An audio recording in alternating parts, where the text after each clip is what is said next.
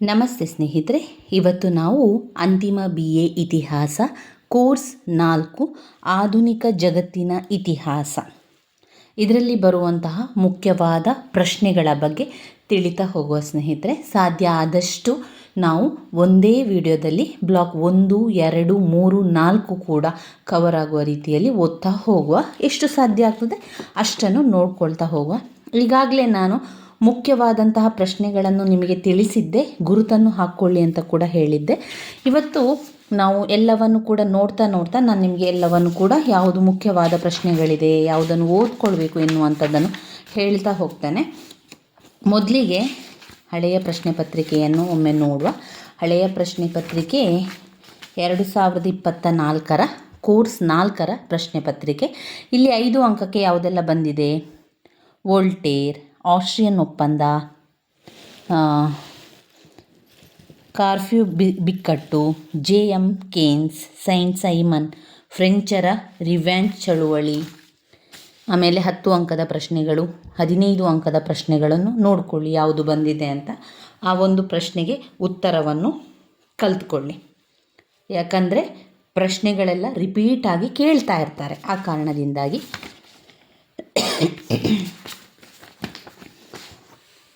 ಮೊದಲನೆಯ ಬ್ಲಾಕ್, ಇದರಲ್ಲಿ ಘಟಕ 1ರಲ್ಲಿ ಪುನರುಜ್ಜೀವನ ಉಂಟಾಗಲು ಕಾರಣಗಳನ್ನು ಕೇಳಿದ್ದಾರೆ. 15 ಅಂಕಕ್ಕೆ ಬಂದಿರುವಂತಹ ಪ್ರಶ್ನೆ ಪುನರುಜ್ಜೀವನ ಉಂಟಾಗಲು ಕಾರಣ. ಏನೆಲ್ಲ ಕಾರಣ? ಈ ಎಲ್ಲ ಕಾರಣಗಳಿದೆಯಲ್ಲ, ಅದು ಪುನರುಜ್ಜೀವನ ಉಂಟಾಗಲು ಬಂದಂತಹ ಕಾರಣ. ಒಟ್ಟು 15 ಪಾಯಿಂಟ್ಸ್ಗಳಿದೆ. ಇಲ್ಲಿ ಆರಂಭದಿಂದ ನೀವು ಈ ಪಾಯಿಂಟ್ಸನ್ನು ಕಲಿಯಿರಿ. ಕಾನ್ಸ್ಟಂಟಿನೋಪಲ್ ನಗರದ ಪತನ ಆಯಿತು. ಪುನರುಜ್ಜೀವನ ಅಂದರೆ ಹೊಸ ಜೀವನ, ಹೊಸ ಒಂದು ಸಮಾಜ ಉಂಟಾದದ್ದು, ಹೊಸ ಒಂದು ಜೀವನ ಉಂಟಾಗಲಿಕ್ಕೆ ಕಾರಣ ಏನು? ಕಾನ್ಸ್ಟಂಟಿನೋಪಲ್ ನಗರದ ಪತನ, ಧರ್ಮಯುದ್ಧಗಳು, ಭೌಗೋಳಿಕ ಸಂಶೋಧನೆಗಳು, ಚರ್ಚ್ನ ಪತನ, ರಾಷ್ಟ್ರ ರಾಜ್ಯಗಳ ಏಳಿಗೆ, ವೈಜ್ಞಾನಿಕ ಮನೋವೃತ್ತಿಯ ಬೆಳವಣಿಗೆ, ಮುದ್ರಣ ಯಂತ್ರದ ಸಂಶೋಧನೆ, ವಿಶ್ವವಿದ್ಯಾನಿಲಯಗಳ ಉಗಮ, ರಾಜರ, ಪೋಪರ ಮತ್ತು ಸರದಾರರ ಪ್ರೋತ್ಸಾಹ, ಉಳಿಗಮಾನ್ಯ ಪದ್ಧತಿ, ಇಟಲಿಯ ಪರಿಸರ, ಇಟಲಿಯ ಶ್ರೀಮಂತಿಕೆ, ರಾಷ್ಟ್ರೀಯತೆಯ ಸ್ಫೂರ್ತಿ, ಮಧ್ಯಮ ವರ್ಗದ ಉದಯ, ಮಾನವತಾವಾದಿಗಳ ಹುಟ್ಟು, ವ್ಯಾಪಾರ ವಾಣಿಜ್ಯಗಳ ಬೆಳವಣಿಗೆ. ಇವಿಷ್ಟು ಪುನರುಜ್ಜೀವನ ಉಂಟಾಗಲು ಕಾರಣಗಳು. ಮುಖ್ಯವಾಗಿರುವಂತಹ ಪ್ರಶ್ನೆಯಾಗಿದೆ ಅದು. ಅದರ ಜೊತೆಗೆ ಪುನರುಜ್ಜೀವನದ ಕೊಡುಗೆಗಳು, ಯಾರೆಲ್ಲ ಕೊಡುಗೆಗಳನ್ನು ನೀಡಿದ್ದಾರೆ? ಮಾನವತಾವಾದ, ಡಾಂಟಿ, ಪೆಟ್ರಾರ್ಕ್, ಬೊಕಾಸಿಯೋ, ಮೆಕವೆಲ್ಲ, ಎರಾಸ್ಮಸ್, ಇವರು ಪುನರುಜ್ಜೀವನಕ್ಕೆ ಕೊಡುಗೆಗಳನ್ನು ಕೊಟ್ಟವಂಥವರು. ಇನ್ನು ಪುನರುಜ್ಜೀವನದ ಪರಿಣಾಮಗಳು ಕೂಡ ಮುಖ್ಯವಾಗಿರುವಂಥದ್ದು ಈ ಒಂದು ಘಟಕದಲ್ಲಿ. ಇವಿಷ್ಟು ನಾವು ಓದ್ಕೊಳ್ಬೇಕಾಗಿರುವಂಥದ್ದು. ಮೊದಲಿಗೆ ಪುನರುಜ್ಜೀವನದ ಅರ್ಥವನ್ನು ತಿಳ್ಕೊಳ್ಳುವ. ಏನು ಪುನರುಜ್ಜೀವನ ಅಂದರೆ? ಪುನರುಜ್ಜೀವನ ಎಂದರೆ ಮರುಹುಟ್ಟುವಿಕೆ ಎಂದರ್ಥ. ಮರುಹುಟ್ಟು ಅಂತ ಹೇಳ್ಬೋದು. ಗ್ರೀಕ್ ಮತ್ತು ರೋಮನ್ ಸಾಹಿತ್ಯ ಕಲೆಗಳ ಅಧ್ಯಯನದಲ್ಲಿ ಪುನರ್ಜನ್ಮವಾಯಿತು. ಗ್ರೀಕ್ ಮತ್ತು ರೋಮನ್ ಸಾಹಿತ್ಯ ಕಲೆ ಅಧ್ಯಯನದಲ್ಲಿ ಪುನರ್ಜನ್ಮವಾಗಿರುವಂಥದ್ದು. ಪುನರುಜ್ಜೀವನ ಎಂದರೆ ಮರುಹುಟ್ಟನ್ನು ನಾವು ಪುನರುಜ್ಜೀವನ ಅಂತ ಹೇಳುವಂಥದ್ದು. ಪುನರುಜ್ಜೀವನದ ಲಕ್ಷಣಗಳು. ಪುನರುಜ್ಜೀವನದ ಲಕ್ಷಣಗಳಲ್ಲಿ ಬರುವಂಥದ್ದು ಮಾನವೀಯತೆ, ಕುತೂಹಲತೆ, ವಿಮರ್ಶಾಕ ಪ್ರವೃತ್ತಿ, ಸ್ವತಂತ್ರ ಆಲೋಚನೆ ಎನ್ನುವಂಥದ್ದು ಪುನರುಜ್ಜೀವನದ ಲಕ್ಷಣಗಳಲ್ಲಿ ಬರುವಂಥದ್ದು. ಮಾನವೀಯತೆ, ಕುತೂಹಲತೆ, ವಿಮರ್ಶಾಕ ಪ್ರವೃತ್ತಿ, ಸ್ವತಂತ್ರ ಆಲೋಚನೆಗಳು. ಪುನರುಜ್ಜೀವನ ಉಂಟಾಗಲು ಕಾರಣಗಳು. ಪಾಯಿಂಟ್ಸನ್ನು ಮತ್ತೊಮ್ಮೆ ಹೇಳ್ತಾ ಹೋಗುವ. ಪಾಯಿಂಟ್ಸನ್ನು ಹೇಳಬೇಕಾದ್ರೆ ನೀವು ಕೂಡ ಹೇಳಿಕೊಳ್ಳಿ, ಆವಾಗ ನಿಮಗೂ ಕೂಡ ತಯಾರಿಯನ್ನು ಮಾಡಿದ ರೀತಿಯಲ್ಲಾಗ್ತದೆ. ಕೇವಲ ವಿಡಿಯೋವನ್ನು ನೋಡಿ ಬಿಟ್ಟರೆ ನಮಗೆ ಅಭ್ಯಾಸ ಮಾಡಿದ್ದು ಯಾವ ರೀತಿಯ ಪ್ರಯೋಜನ ಕೂಡ ಆಗೋದಿಲ್ಲ. ನೀವು ವಿಡಿಯೋವನ್ನು ಕೇಳ್ತಾ ಅಥವಾ ಅದನ್ನು ನೋಡ್ತಾ ನೀವು ಪಾಯಿಂಟ್ಸನ್ನು 2 ಬಾರಿ ಹೇಳಿಕೊಳ್ಳಿ. ನಿಮ್ಮಷ್ಟಕ್ಕೆ ನೀವು ಆ ಪಾಯಿಂಟ್ಸನ್ನು 2 ಬಾರಿ ಉಚ್ಚರಿಸಿ ಹೇಳಿಕೊಳ್ಳಿ, ಆವಾಗ ಆ ಪಾಯಿಂಟ್ಸ್ ನೆನಪಲ್ಲಿ ಉಳಿತದೆ. ಪುನರುಜ್ಜೀವನ ಉಂಟಾಗಲು ಕಾರಣ: ಕಾನ್ಸ್ಟಂಟಿನೋಪಲ್ ನಗರದ ಪತನ. ಇದರ ವಿವರಣೆಗಳನ್ನೆಲ್ಲ ನೀವೇನು ಮಾಡಿ, ಸಮಯ ಇದ್ದರೆ ಅದರ ವಿವರಣೆಯನ್ನು ನೋಡಿಕೊಂಡು ಅದರ ಒಳಗೆ ಏನಿದೆ ವಿಚಾರ ಎನ್ನುವಂಥದ್ದನ್ನು ತಿಳ್ಕೊಳ್ಳಿ. ಒಂದು ವೇಳೆ ಸಮಯ ಇಲ್ಲ ಅಂತಂದರೆ ಕೇವಲ ಪಾಯಿಂಟ್ಸನ್ನಷ್ಟೇ ಬಾಯ್ಪಾಠ ಮಾಡಿಕೊಳ್ಳಿ. ಆ ಪಾಯಿಂಟ್ಸಿಗೆ ನಿಮಗೆ ಯಾವ ರೀತಿ ವಿವರಿಸಲಿಕ್ಕೆ ಸಾಧ್ಯ, ಅಥವಾ ನೀವು ಕೇಳಿರುವಂಥದ್ದನ್ನು ಅಥವಾ ನಿಮಗೆ ಗೊತ್ತಿರುವಂಥ ವಿಚಾರ ಏನೆಲ್ಲ ಇದೆ ಅದನ್ನೆಲ್ಲ ಒಂದು ವಿವರಣೆಯಲ್ಲಿ ಬರಿತಾ ಹೋಗಿ. ಆ ಪಾಯಿಂಟ್ಸಿಗೆ ಸಂಬಂಧಪಟ್ಟಂತೆ ಏನೆಲ್ಲ ವಿವರಣೆಯನ್ನು ಬರಿಬೋದು ಅದನ್ನೆಲ್ಲ ಬರಿತಾ ಹೋಗಿ. ಪಾಯಿಂಟ್ಸನ್ನು ಹೇಳುವ. ಕಾನ್ಸ್ಟೆಂಟಿನೋಪಲ್ ನಗರದ ಪತನ. ಕಾನ್ಸ್ಟೆಂಟಿನೋಪಲ್ ನಗರದ ಪತನ. ಧರ್ಮಯುದ್ಧಗಳು. ಭೌಗೋಳಿಕ ಸಂಶೋಧನೆಗಳು. ಚರ್ಚಿನ ಪತನ. ರಾಷ್ಟ್ರ ರಾಜ್ಯಗಳ ಏಳಿಗೆ. ಮತ್ತು ರಾಜ್ಯಗಳ ಏಳಿಗೆ. ವೈಜ್ಞಾನಿಕ ಮನೋವೃತ್ತಿಯ ಬೆಳವಣಿಗೆ. ಮುದ್ರಣ ಯಂತ್ರದ ಸಂಶೋಧನೆ. ವಿಶ್ವವಿದ್ಯಾನಿಲಯಗಳ ಉಗಮ. ರಾಜರ ಪೋಪರ ಸರದಾರರ ಪ್ರೋತ್ಸಾಹ. ಉಳಿಗಮಾನ್ಯ ಪದ್ಧತಿ. ಇಟಲಿಯ ಪರಿಸರ. ಇಟಲಿಯ ಶ್ರೀಮಂತಿಕೆ. ರಾಷ್ಟ್ರೀಯತೆಯ ಸ್ಫೂರ್ತಿ. ಮಧ್ಯಮ ವರ್ಗದ ಉಗಮ. ಮಾನವತಾವಾದಿಗಳ ತವರುಮನೆ ಇಟಲಿ. ಇವಿಷ್ಟು ಕಾರಣಗಳು ಪುನರುಜ್ಜೀವನ ಉಂಟಾಗಲು ಬರುವಂತಹ ಕಾರಣಗಳಲ್ಲಿ ಬರುವಂಥದ್ದು. ಇನ್ನು ಬರುವಂಥದ್ದು ಪುನರುಜ್ಜೀವನದ ಕೊಡುಗೆಗಳು. ಯಾರೆಲ್ಲ ಕೊಡುಗೆಗಳನ್ನು ನೀಡಿದ್ದಾರೆ ಎನ್ನುವಂಥದ್ದು ಬರುವಂಥದ್ದು. ಇದರಲ್ಲಿ ಮಾನವತಾವಾದದ ಕೊಡುಗೆ, ಡಾಂಟೆಯವರ ಕೊಡುಗೆ, ಪೆಟ್ರಾರ್ಕ್. ಮಾನವತಾವಾದ, Dante, Petrarch. Boccaccio, Machiavelli, Erasmus ಇವರು ಬರಹಗಾರರಾಗಿರ್ತಾರೆ. ಪುನರುಜ್ಜೀವನ ಉಷಾತಾರೆಗಳಲ್ಲಿ ಒಬ್ಬರು ಬೊಕ್ಕಾಸಿಯೋ, ಮೆಕ್ಕೆವೆಲ್ಲಿ, ಎರಾಸ್ಮಸ್. ಮಾನವತಾವಾದ, ಡಾಂಟೆ, ಪೆಟ್ರಾರ್ಕ್ ಇವರು ಪುನರುಜ್ಜೀವನದ ಕೊಡುಗೆಗಳಲ್ಲಿ ಬರುವಂಥದ್ದು. ಅದರ ಪಾಯಿಂಟ್ಸ್ನ ಒಳಗಡೆ ಇರುವಂಥ ವಿವರಣೆಗಳನ್ನು ನೋಡ್ಕೊಳ್ಳಿ ಸ್ನೇಹಿತರೆ. ಎಲ್ಲವನ್ನು ಕೂಡ ನಮಗೆ ನೋಡ್ಕೊಂಡು ಹೋಗಲಿಕ್ಕೆ ಇನ್ನೂ ಸಮಯ ಸ್ವಲ್ಪವೇ ಇರೋದ್ರಿಂದ ನಾವು ಮುಂದೆ ನೋಡ್ತಾ ಹೋಗುವ.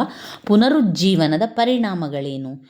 ಹೊಸ ಜೀವನ ಆಯಿತು, ಪುನರುಜ್ಜೀವನ ಉಂಟಾಯಿತು. ಅದರ ಪರಿಣಾಮ ಏನಾಯಿತು ಅಂತ ಹೇಳಿದರೆ, ಪುರಾತನ ಸಂಸ್ಕೃತಿಯ ಪುನರುಚ್ಚೇತನವಾಯಿತು. ಪುರಾತನ ಸಂಸ್ಕೃತಿಗಳ ಪುನರುಚ್ಚೇತನವಾಯಿತು. ವಿಚಾರವಂತಿಕೆ, ಪ್ರಶ್ನಿಸುವ ಗುಣವನ್ನು ಬೆಳೆಸಿತು. ವಿಚಾರವಂತಿಕೆ ಬಂತು, ಪ್ರಶ್ನಿಸುವಂಥ ಗುಣ ಬೆಳೆಯಿತು.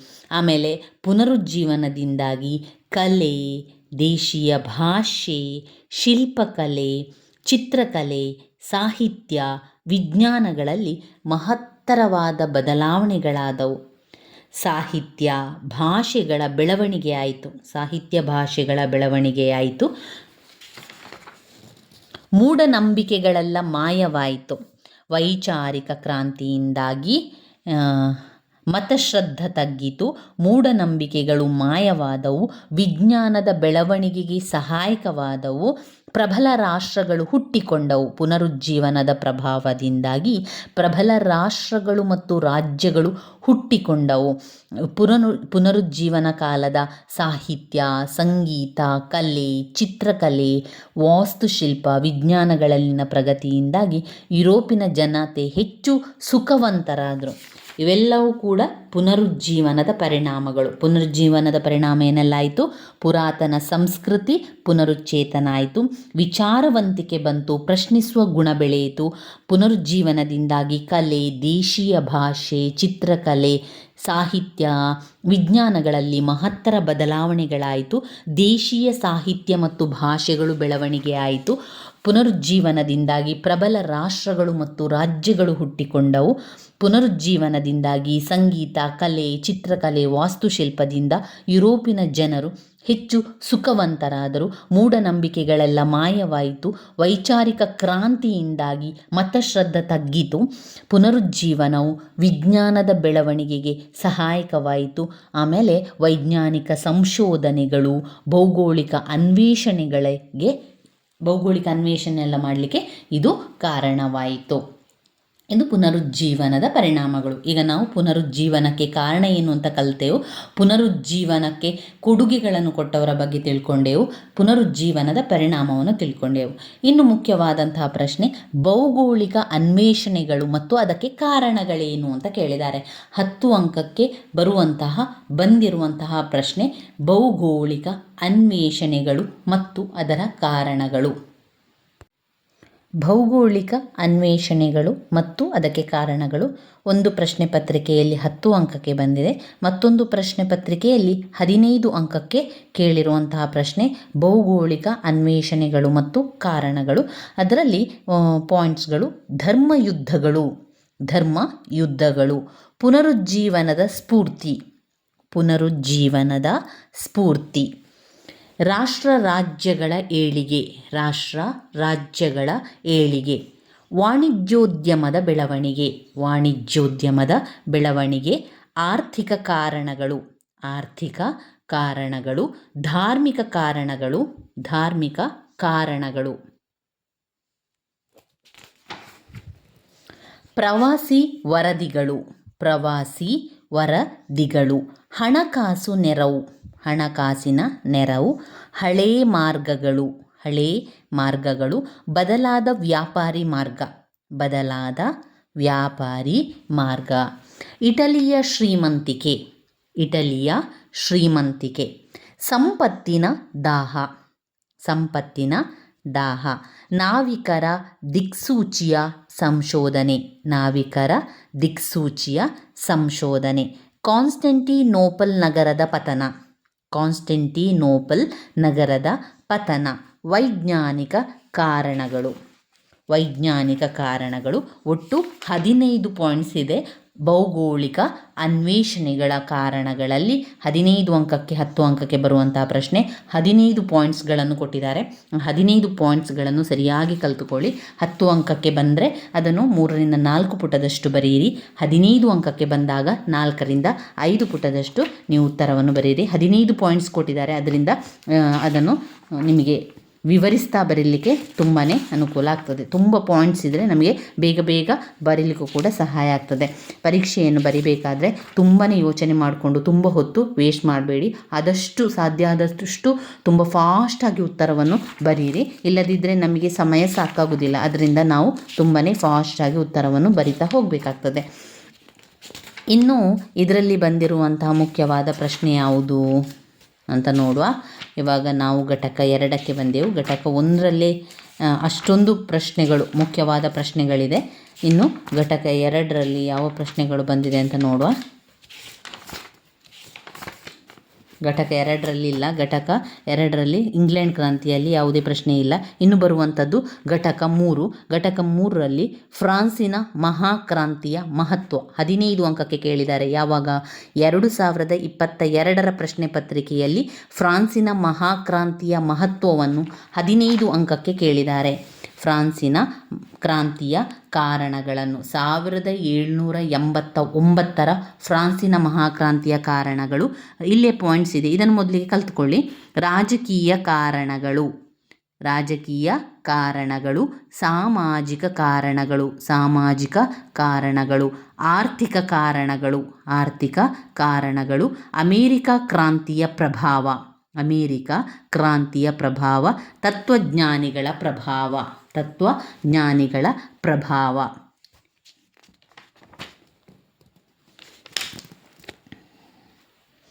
ಫ್ರಾನ್ಸಿನ ಮಹಾಕ್ರಾಂತಿ ಇಡೀ ಮಾನವ ಚರಿತ್ರೆಯಲ್ಲಿ ಬಹುಮುಖ್ಯವಾದ ಘಟನೆ ಎಂದು ಪರಿಗಣಿಸಲಾಗಿದೆ. ಕಾರಣವೇನೆಂದರೆ ಇದು ಶ್ರೀಸಾಮಾನ್ಯ ಜನರು ತಮ್ಮ ಹಕ್ಕುಬಾಧ್ಯತೆಗಳಿಗಾಗಿ ನಿರಂಕುಶ ಪ್ರಭುತ್ವದ ವಿರುದ್ಧ ಪಡೆದಂತಹ ಮೊದಲ ಜಯವಾಗಿದೆ. ಫ್ರಾನ್ಸಿನ ಮಹಾಕ್ರಾಂತಿಯ ಕಾರಣಗಳು ಮತ್ತೊಮ್ಮೆ ಹೇಳ್ತಾ ಹೋಗ್ತಾನೆ. ರಾಜಕೀಯ ಕಾರಣಗಳು, ಭ್ರಷ್ಟಾಚಾರ, ಲಂಚಗುಳಿತನ ಎಲ್ಲ ರಾಜಕೀಯ ಕಾರಣಗಳು. ಸಾಮಾಜಿಕ ಕಾರಣಗಳು. ಸಾಮಾಜಿಕ ಕಾರಣಗಳಲ್ಲಿ ಸವಲತ್ತುಗಳ ವರ್ಗ ಮತ್ತು ಸವಲತ್ತು ಇಲ್ಲದಂತಹ ವರ್ಗ. ಸವಲತ್ತುಗಳ ವರ್ಗ ಆಳುವ ವರ್ಗ, ಶ್ರೀಮಂತ ವರ್ಗ, ಪುರೋಹಿತ ವರ್ಗ, ಮಧ್ಯಮ ವರ್ಗ, ಶ್ರೀಸಾಮಾನ್ಯ ವರ್ಗ ಎನ್ನುವಂಥದ್ದನ್ನು ಕಾಣ್ಬೋದು. ಸವಲತ್ತಿಲ್ಲದ ವರ್ಗಗಳು ಯಾವುದೇ ಸವಲತ್ತುಗಳನ್ನು ಇಲ್ಲದಂತಹ ವರ್ಗಗಳು. ಸಾಮಾಜಿಕ ಕಾರಣಗಳಲ್ಲಿ ಸವಲತ್ತು ವರ್ಗ ಮತ್ತು ಸವಲತ್ತಿಲ್ಲದ ವರ್ಗ ಎನ್ನುವಂಥದ್ದು.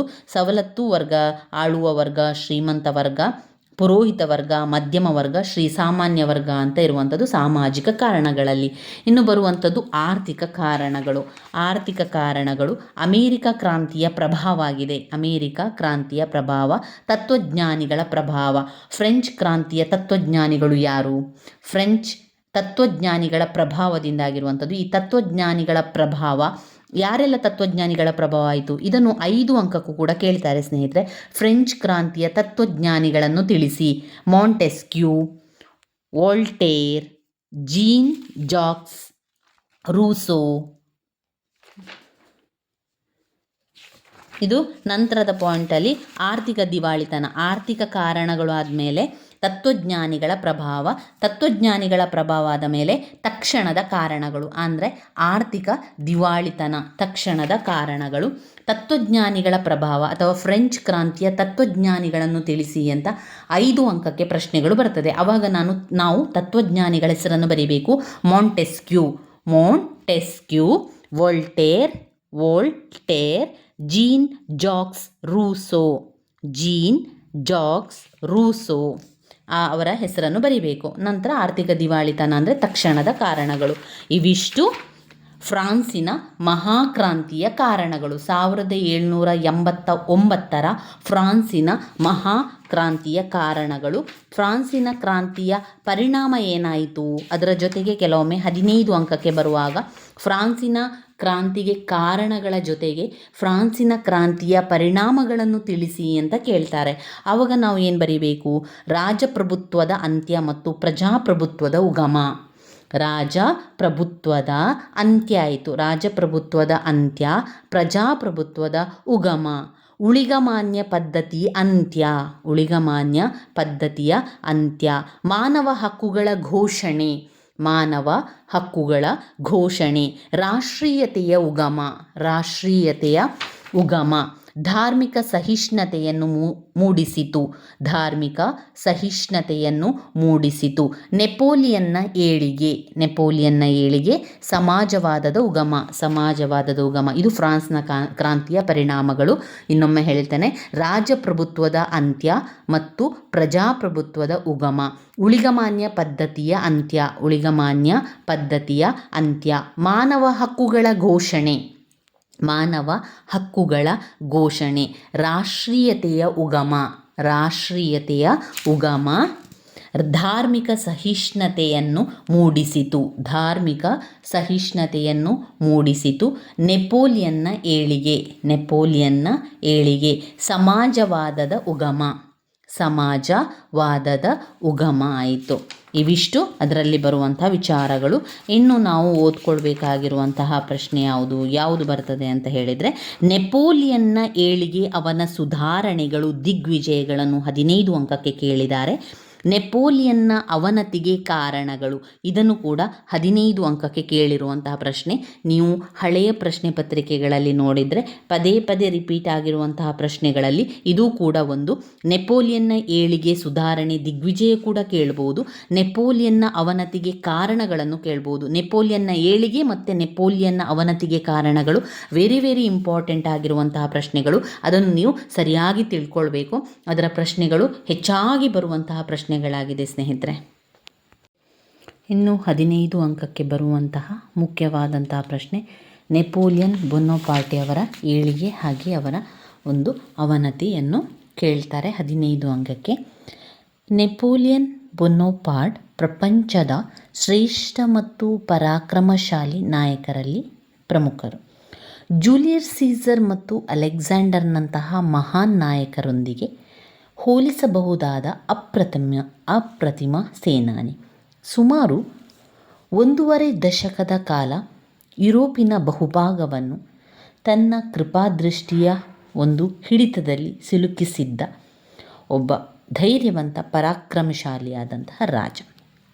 ಹಿಂದೆಂದೂ ಕಾಣದಂತಹ ಉದಾತ್ತ ಧ್ಯೇಯಗಳನ್ನು ಒಳಗೊಂಡ ಆಡಳಿತ ಸುಧಾರಣೆಗಳನ್ನು ಫ್ರಾನ್ಸ್ನಲ್ಲಿ ಜಾರಿಗೆ ತಂದದ್ದು ನೆಪೋಲಿಯನ್ ಬೋನಪಾರ್ಟ್ ಅವರ ಒಂದು ಕಾಣಿಕೆ. ಅವನೊಬ್ಬ ಶ್ರೇಷ್ಠ ಆಡಳಿತ ತಜ್ಞ. ನೆಪೋಲಿಯನಿಗೆ ಶ್ರೇಷ್ಠ ಸ್ಥಾನವನ್ನು ಕಲ್ಪಿಸಿಕೊಟ್ಟಿದೆ. ಆತನು ಫ್ರಾನ್ಸ್ ಕ್ರಾಂತಿಯ ನಂತರ ಉಂಟಾದ ರಾಜಕೀಯ ಅರಾಜಕತೆಯನ್ನು ತೊಲಗಿಸಿ ಫ್ರಾನ್ಸ್ ಚಕ್ರವರ್ತಿಯಾದವನು. ನೆಪೋಲಿಯನ್ ಅವರ ಏಳಿಗೆಯಲ್ಲಿ ಅಥವಾ ದಿಗ್ವಿಜಯ ಅದನ್ನೆಲ್ಲ ಏಳಿಗೆಗೆ ಕಾರಣ, ಮತ್ತೊಂದು ಅವನ ಒಂದು ಸುಧಾರಣೆಗೆ ಕಾರಣಗಳು ಅಥವಾ ಕೊಡುಗೆ ಅಂತ ಹೇಳ್ಬೋದು, ಮತ್ತು ಅವನತಿಯನ್ನು ಕೇಳುವಂಥದ್ದು. ನೆಪೋಲಿಯನ್ನ ಸುಧಾರಣೆಗಳು ಅಥವಾ ಫ್ರಾನ್ಸಿಗೆ ಅವನ ಕೊಡುಗೆಗಳು. ನೆಪೋಲಿಯನ್ನಲ್ಲಿ ಅಪಾರವಾದ ಆಡಳಿತ ಪ್ರತಿಭೆಗಳಿದ್ದವು. ಅವನು ವೀರಯೋಧನಲ್ಲದೆ ದಕ್ಷ ಆಡಳಿತಗಾರ, ಚತುರ ರಾಜನೀತಿ ನಿಪುಣನೂ ಕೂಡ ಆಗಿದ್ದನು. ಅವನು ಅಲ್ಪಕಾಲ ಆಳಿದರೂ ಅವನು ಮಾಡಿದಂತಹ ಸುಧಾರಣೆಗಳೆಲ್ಲವೂ ಶಾಶ್ವತವಾದ ಪರಿಣಾಮಗಳನ್ನು ಬೀರಿದವು. ಅವನೇ ಹೇಳಿಕೊಂಡಂತೆ, ನನ್ನ ಕೀರ್ತಿ ನಮಗಿರುವುದು ಕೇವಲ ನನ್ನ 40 ಯುದ್ಧಗಳ ಮೇಲಲ್ಲ, ಬದಲಾಗಿ ನಾನು ಮಾಡಿದ ಸುಧಾರಣೆಗಳಲ್ಲಿ, ಅಂದರೆ ಅವನು ಮಾಡಿದ ಯುದ್ಧದಿಂದಲ್ಲ, ಸುಧಾರಣೆಯಿಂದಾಗಿ ಅಂತ ಅವನು ಹೇಳ್ತಾ ಇರುವಂಥದ್ದು. ಅವನ ಯುದ್ಧಗಳ ಕೀರ್ತಿಯು ಅಲ್ಪವಾದರೂ ಆತನ ಸುಧಾರಣೆಗಳು ಅಮೃತ ಶಿಲೆಗಳ ಮೇಲೆ ನಿರ್ಮಿಸಲ್ಪಟ್ಟಂತಹ ಶಾಶ್ವತವಾಗಿ ಅಮೃತ ಶಿಲೆಗಳಲ್ಲಿ ಇದೆ. ಅದು ಅವನ ಸುಧಾರಣೆಗಳ ಪಾಯಿಂಟ್ಸ್ಗಳನ್ನು ಹೇಳ್ತಾ ಹೋಗುವ. ಒಂದು, ಕೋಡ್ ನೆಪೋಲಿಯನ್. ಕೋಡ್ ನೆಪೋಲಿಯನ್ನಲ್ಲಿ civil code, civil procedure code, the penal code, criminal procedure code, ವಾಣಿಜ್ಯ ಸಂಹಿತೆಗಳು. ಕೋಡ್ ನೆಪೋಲಿಯನ್ ಮೊದಲನೆಯ ಪಾಯಿಂಟ್. Code Napoleon. ಕೋಡ್ ನೆಪೋಲಿಯನ್ನಲ್ಲಿ civil code, civil procedure code, the penal code, criminal procedure code, ವಾಣಿಜ್ಯ ಸಂಹಿತೆಗಳು. Code Napoleon. 2, ಧಾರ್ಮಿಕ ಸುಧಾರಣೆಗಳು. ಧಾರ್ಮಿಕ ಸುಧಾರಣೆಗಳನ್ನು ಮಾಡಿರುವಂಥದ್ದು. 3, ಆರ್ಥಿಕ ಸುಧಾರಣೆಗಳು. ಆರ್ಥಿಕ ಸುಧಾರಣೆಗಳು. ಲೋಕೋಪಯೋಗಿ ಕಾರ್ಯಗಳನ್ನು ಮಾಡಿದ್ದಾನೆ. ಲೋಕೋಪಯೋಗಿ ಕಾರ್ಯಗಳು. ಕಲೆ ಮತ್ತು ವಾಸ್ತುಶಿಲ್ಪ. ಕಲೆ ಮತ್ತು ವಾಸ್ತುಶಿಲ್ಪ. ಶಿಕ್ಷಣ ಸುಧಾರಣೆಗಳನ್ನು ಮಾಡಿರುವಂಥದ್ದು. 4 ವಿಧದ ಶಾಲೆಗಳನ್ನು ತೆರೆದಿದ್ದಾನೆ. ಶಿಕ್ಷಣ ಸುಧಾರಣೆಗಳು. Legion of honour. ಅಧಿಕಾರಿಗಳನ್ನು ಗೌರವಿಸಲು ಲೀಜನ್ ಆಫ್ ಆನರ್ ಎಂಬ ಪದ್ಧತಿಯನ್ನು ಜಾರಿಗೊಳಿಸಿರುವಂಥದ್ದು. ಇದು ಪ್ರಶಸ್ತಿಗಳನ್ನು ನೀಡಿ ಗೌರವಿಸುವಂಥದ್ದು ಅಧಿಕಾರಿಗಳಿಗೆ. Legion of honour. ಇವಿಷ್ಟು ನೆಪೋಲಿಯನ್ನ ಸುಧಾರಣೆಗಳು ಅಥವಾ ಕೊಡುಗೆಗಳು ಅಂತಲೇ ಹೇಳ್ಬೋದು. 1, ಕೋಡ್ ನೆಪೋಲಿಯನ್. 2, ಧಾರ್ಮಿಕ ಸುಧಾರಣೆಗಳು. 3, ಆರ್ಥಿಕ ಸುಧಾರಣೆಗಳು. 4, ಲೋಕೋಪಯೋಗಿ ಕಾರ್ಯಗಳು. 5, ಕಲೆ ಮತ್ತು ವಾಸ್ತುಶಿಲ್ಪ. 6, ಶಿಕ್ಷಣ ಸುಧಾರಣೆಗಳು. 7, ಲಿಜನ್ ಆಫ್ ಆನರ್. ಇನ್ನೂ ಒಂದು ಬರುವಂತಹ ಮುಖ್ಯವಾದ ಪ್ರಶ್ನೆ, ನೆಪೋಲಿಯನ್ ಬೋನಪಾರ್ಟ್ ಅವರ ಅವನತಿಗೆ ಕಾರಣಗಳೇನು? ಯಾವ ಕಾರಣಗಳು ಅವನ ಅವನತಿ ಉಂಟಾಯಿತು? ಖಂಡಾಂತರ ಪದ್ಧತಿ. ಖಂಡಾಂತರ ಪದ್ಧತಿಯನ್ನು ಅವುಗಳ ಮೇಲೆ ಕಟ್ಟುನಿಟ್ಟಾಗಿ ಹೇರಿದ್ದು ಅವನ ಮೂರ್ಖತನವಾಗಿತ್ತು. ಖಂಡಾಂತರ ಪದ್ಧತಿ. ಖಂಡಾಂತರ ಪದ್ಧತಿಯು ಮುಖ್ಯವಾದ ಒಂದು ಕಾರಣ ಅವನ ಅವನತಿಗೆ. ಖಂಡಾಂತರ ಪದ್ಧತಿ. ಪರ್ಯಾಯ ದ್ವೀಪ. ಪರ್ಯಾಯ ದ್ವೀಪ. ಕೆಥೋಲಿಕರ ವಿರೋಧ. ಕ್ಯಾಥೋಲಿಕರ ವಿರೋಧ. ರಷ್ಯಾ ದಂಡಯಾತ್ರೆ. ರಷ್ಯಾ ದಂಡಯಾತ್ರೆ. ದ್ರೋಹ ಬಗೆದ ಸಂಬಂಧಿಗಳು. ದ್ರೋಹ ಬಗೆದ ಸಂಬಂಧಿಗಳು. ಇಂಗ್ಲೆಂಡ್ ನೌಕಾ ಶ್ರೇಷ್ಠತೆ. ಇಂಗ್ಲೆಂಡಿನ ನೌಕಾ ಶ್ರೇಷ್ಠತೆ. ಅತಿಯಾದ ಅಧಿಕಾರ ದಾಹ. ಅತಿಯಾದ ಅಧಿಕಾರದ ದಾಹ. ಹೊಂದಾಣಿಕೆಯ ಶಕ್ತಿಯ ಕೊರತೆ. ಹೊಂದಾಣಿಕೆ ಶಕ್ತಿಯ ಕೊರತೆ. ಸೈನಿಕರಲ್ಲಿ ರಾಷ್ಟ್ರೀಯತೆಯ ಅಭಾವ. ಸೈನಿಕರಲ್ಲಿ ರಾಷ್ಟ್ರೀಯತೆಯ ಅಭಾವ. ಕ್ರಾಂತಿ ವಿರೋಧಿ. ಕ್ರಾಂತಿ ವಿರೋಧಿ. ವಿಶಾಲವಾದ ಸಾಮ್ರಾಜ್ಯ. ಕ್ರಾಂತಿ ವಿರೋಧಿ. ವಿಶಾಲವಾದ ಸಾಮ್ರಾಜ್ಯ. ಆಯಾಸ. ಆಯಾಸ. ಇವಿಷ್ಟು ನೆಪೋಲಿಯನ್ ಬೋನಪಾರ್ಟೆ ಅವರ ಅವನತಿಗೆ ಕಾರಣಗಳು. ಮತ್ತೊಮ್ಮೆ ಪಾಯಿಂಟ್ಸ್ ಹೇಳ್ತಾ ಹೋಗ್ತೇನೆ. ವೆರಿ ವೆರಿ ಇಂಪಾರ್ಟೆಂಟ್ ಆಗಿರುವಂತಹ ಪ್ರಶ್ನೆ. ಹಲವು ಬಾರಿ ಹಲವು ಪ್ರಶ್ನೆ ಪತ್ರಿಕೆಯಲ್ಲಿ 15 ಅಂಕಕ್ಕೆ ಕೇಳಿರುವಂತಹ ಪ್ರಶ್ನೆ, 10 ಅಂಕಕ್ಕೂ ಕೂಡ ಕೇಳಬಹುದು. ಖಂಡಾಂತರ ಪದ್ಧತಿ, ಪರ್ಯಾಯ ದ್ವೀಪ, ಕೆಥೋಲಿಕರ ವಿರೋಧ, ರಷ್ಯಾ ದಂಡಯಾತ್ರೆ, ದ್ರೋಹ ಬಗೆದ ಸಂಬಂಧಿಗಳು, ಇಂಗ್ಲೆಂಡ್ ನೌಕಾ ಶ್ರೇಷ್ಠತೆ, ಅತಿಯಾದ ಅಧಿಕಾರದಾಹ, ಹೊಂದಾಣಿಕೆಯ ಶಕ್ತಿಯ ಕೊರತೆ, ಸೈನಿಕರಲ್ಲಿ ರಾಷ್ಟ್ರೀಯತೆಯ ಅಭಾವ, ಕ್ರಾಂತಿ ವಿರೋಧಿ ವಿಶಾಲವಾದ ಸಾಮ್ರಾಜ್ಯ,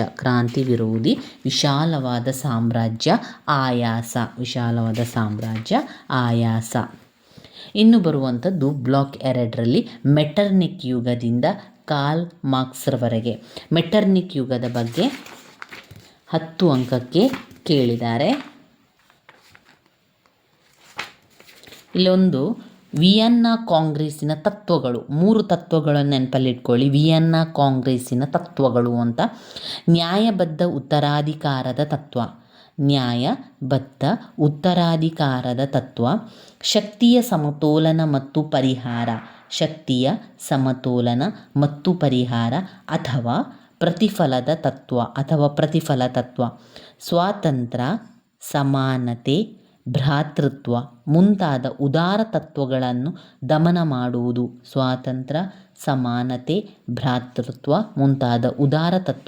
ದಮನ ಮಾಡುವಂಥದ್ದು. ಮೆಟರ್ನಿಕ್ ಯುಗ. 10 ಅಂಕಕ್ಕೆ ಕೇಳಿದ್ದಾರೆ. ಆಸ್ಟ್ರೇಲಿಯಾದ ಪ್ರಧಾನಿಯಾದಂಥವನು ಮೆಟರ್ನಿಕ್ ಪದ್ಧತಿ ಅಥವಾ ಮೆಟರ್ನಿಕ್ ಯುಗವನ್ನು ಕೇಳಿದ್ದಾರೆ. 10 ಅಂಕಕ್ಕೆ ಕೇಳಿದ್ದಾರೆ ಇದರಲ್ಲಿ ಮೆಟರ್ನಿಕ್ ಯುಗದ ಬಗ್ಗೆ.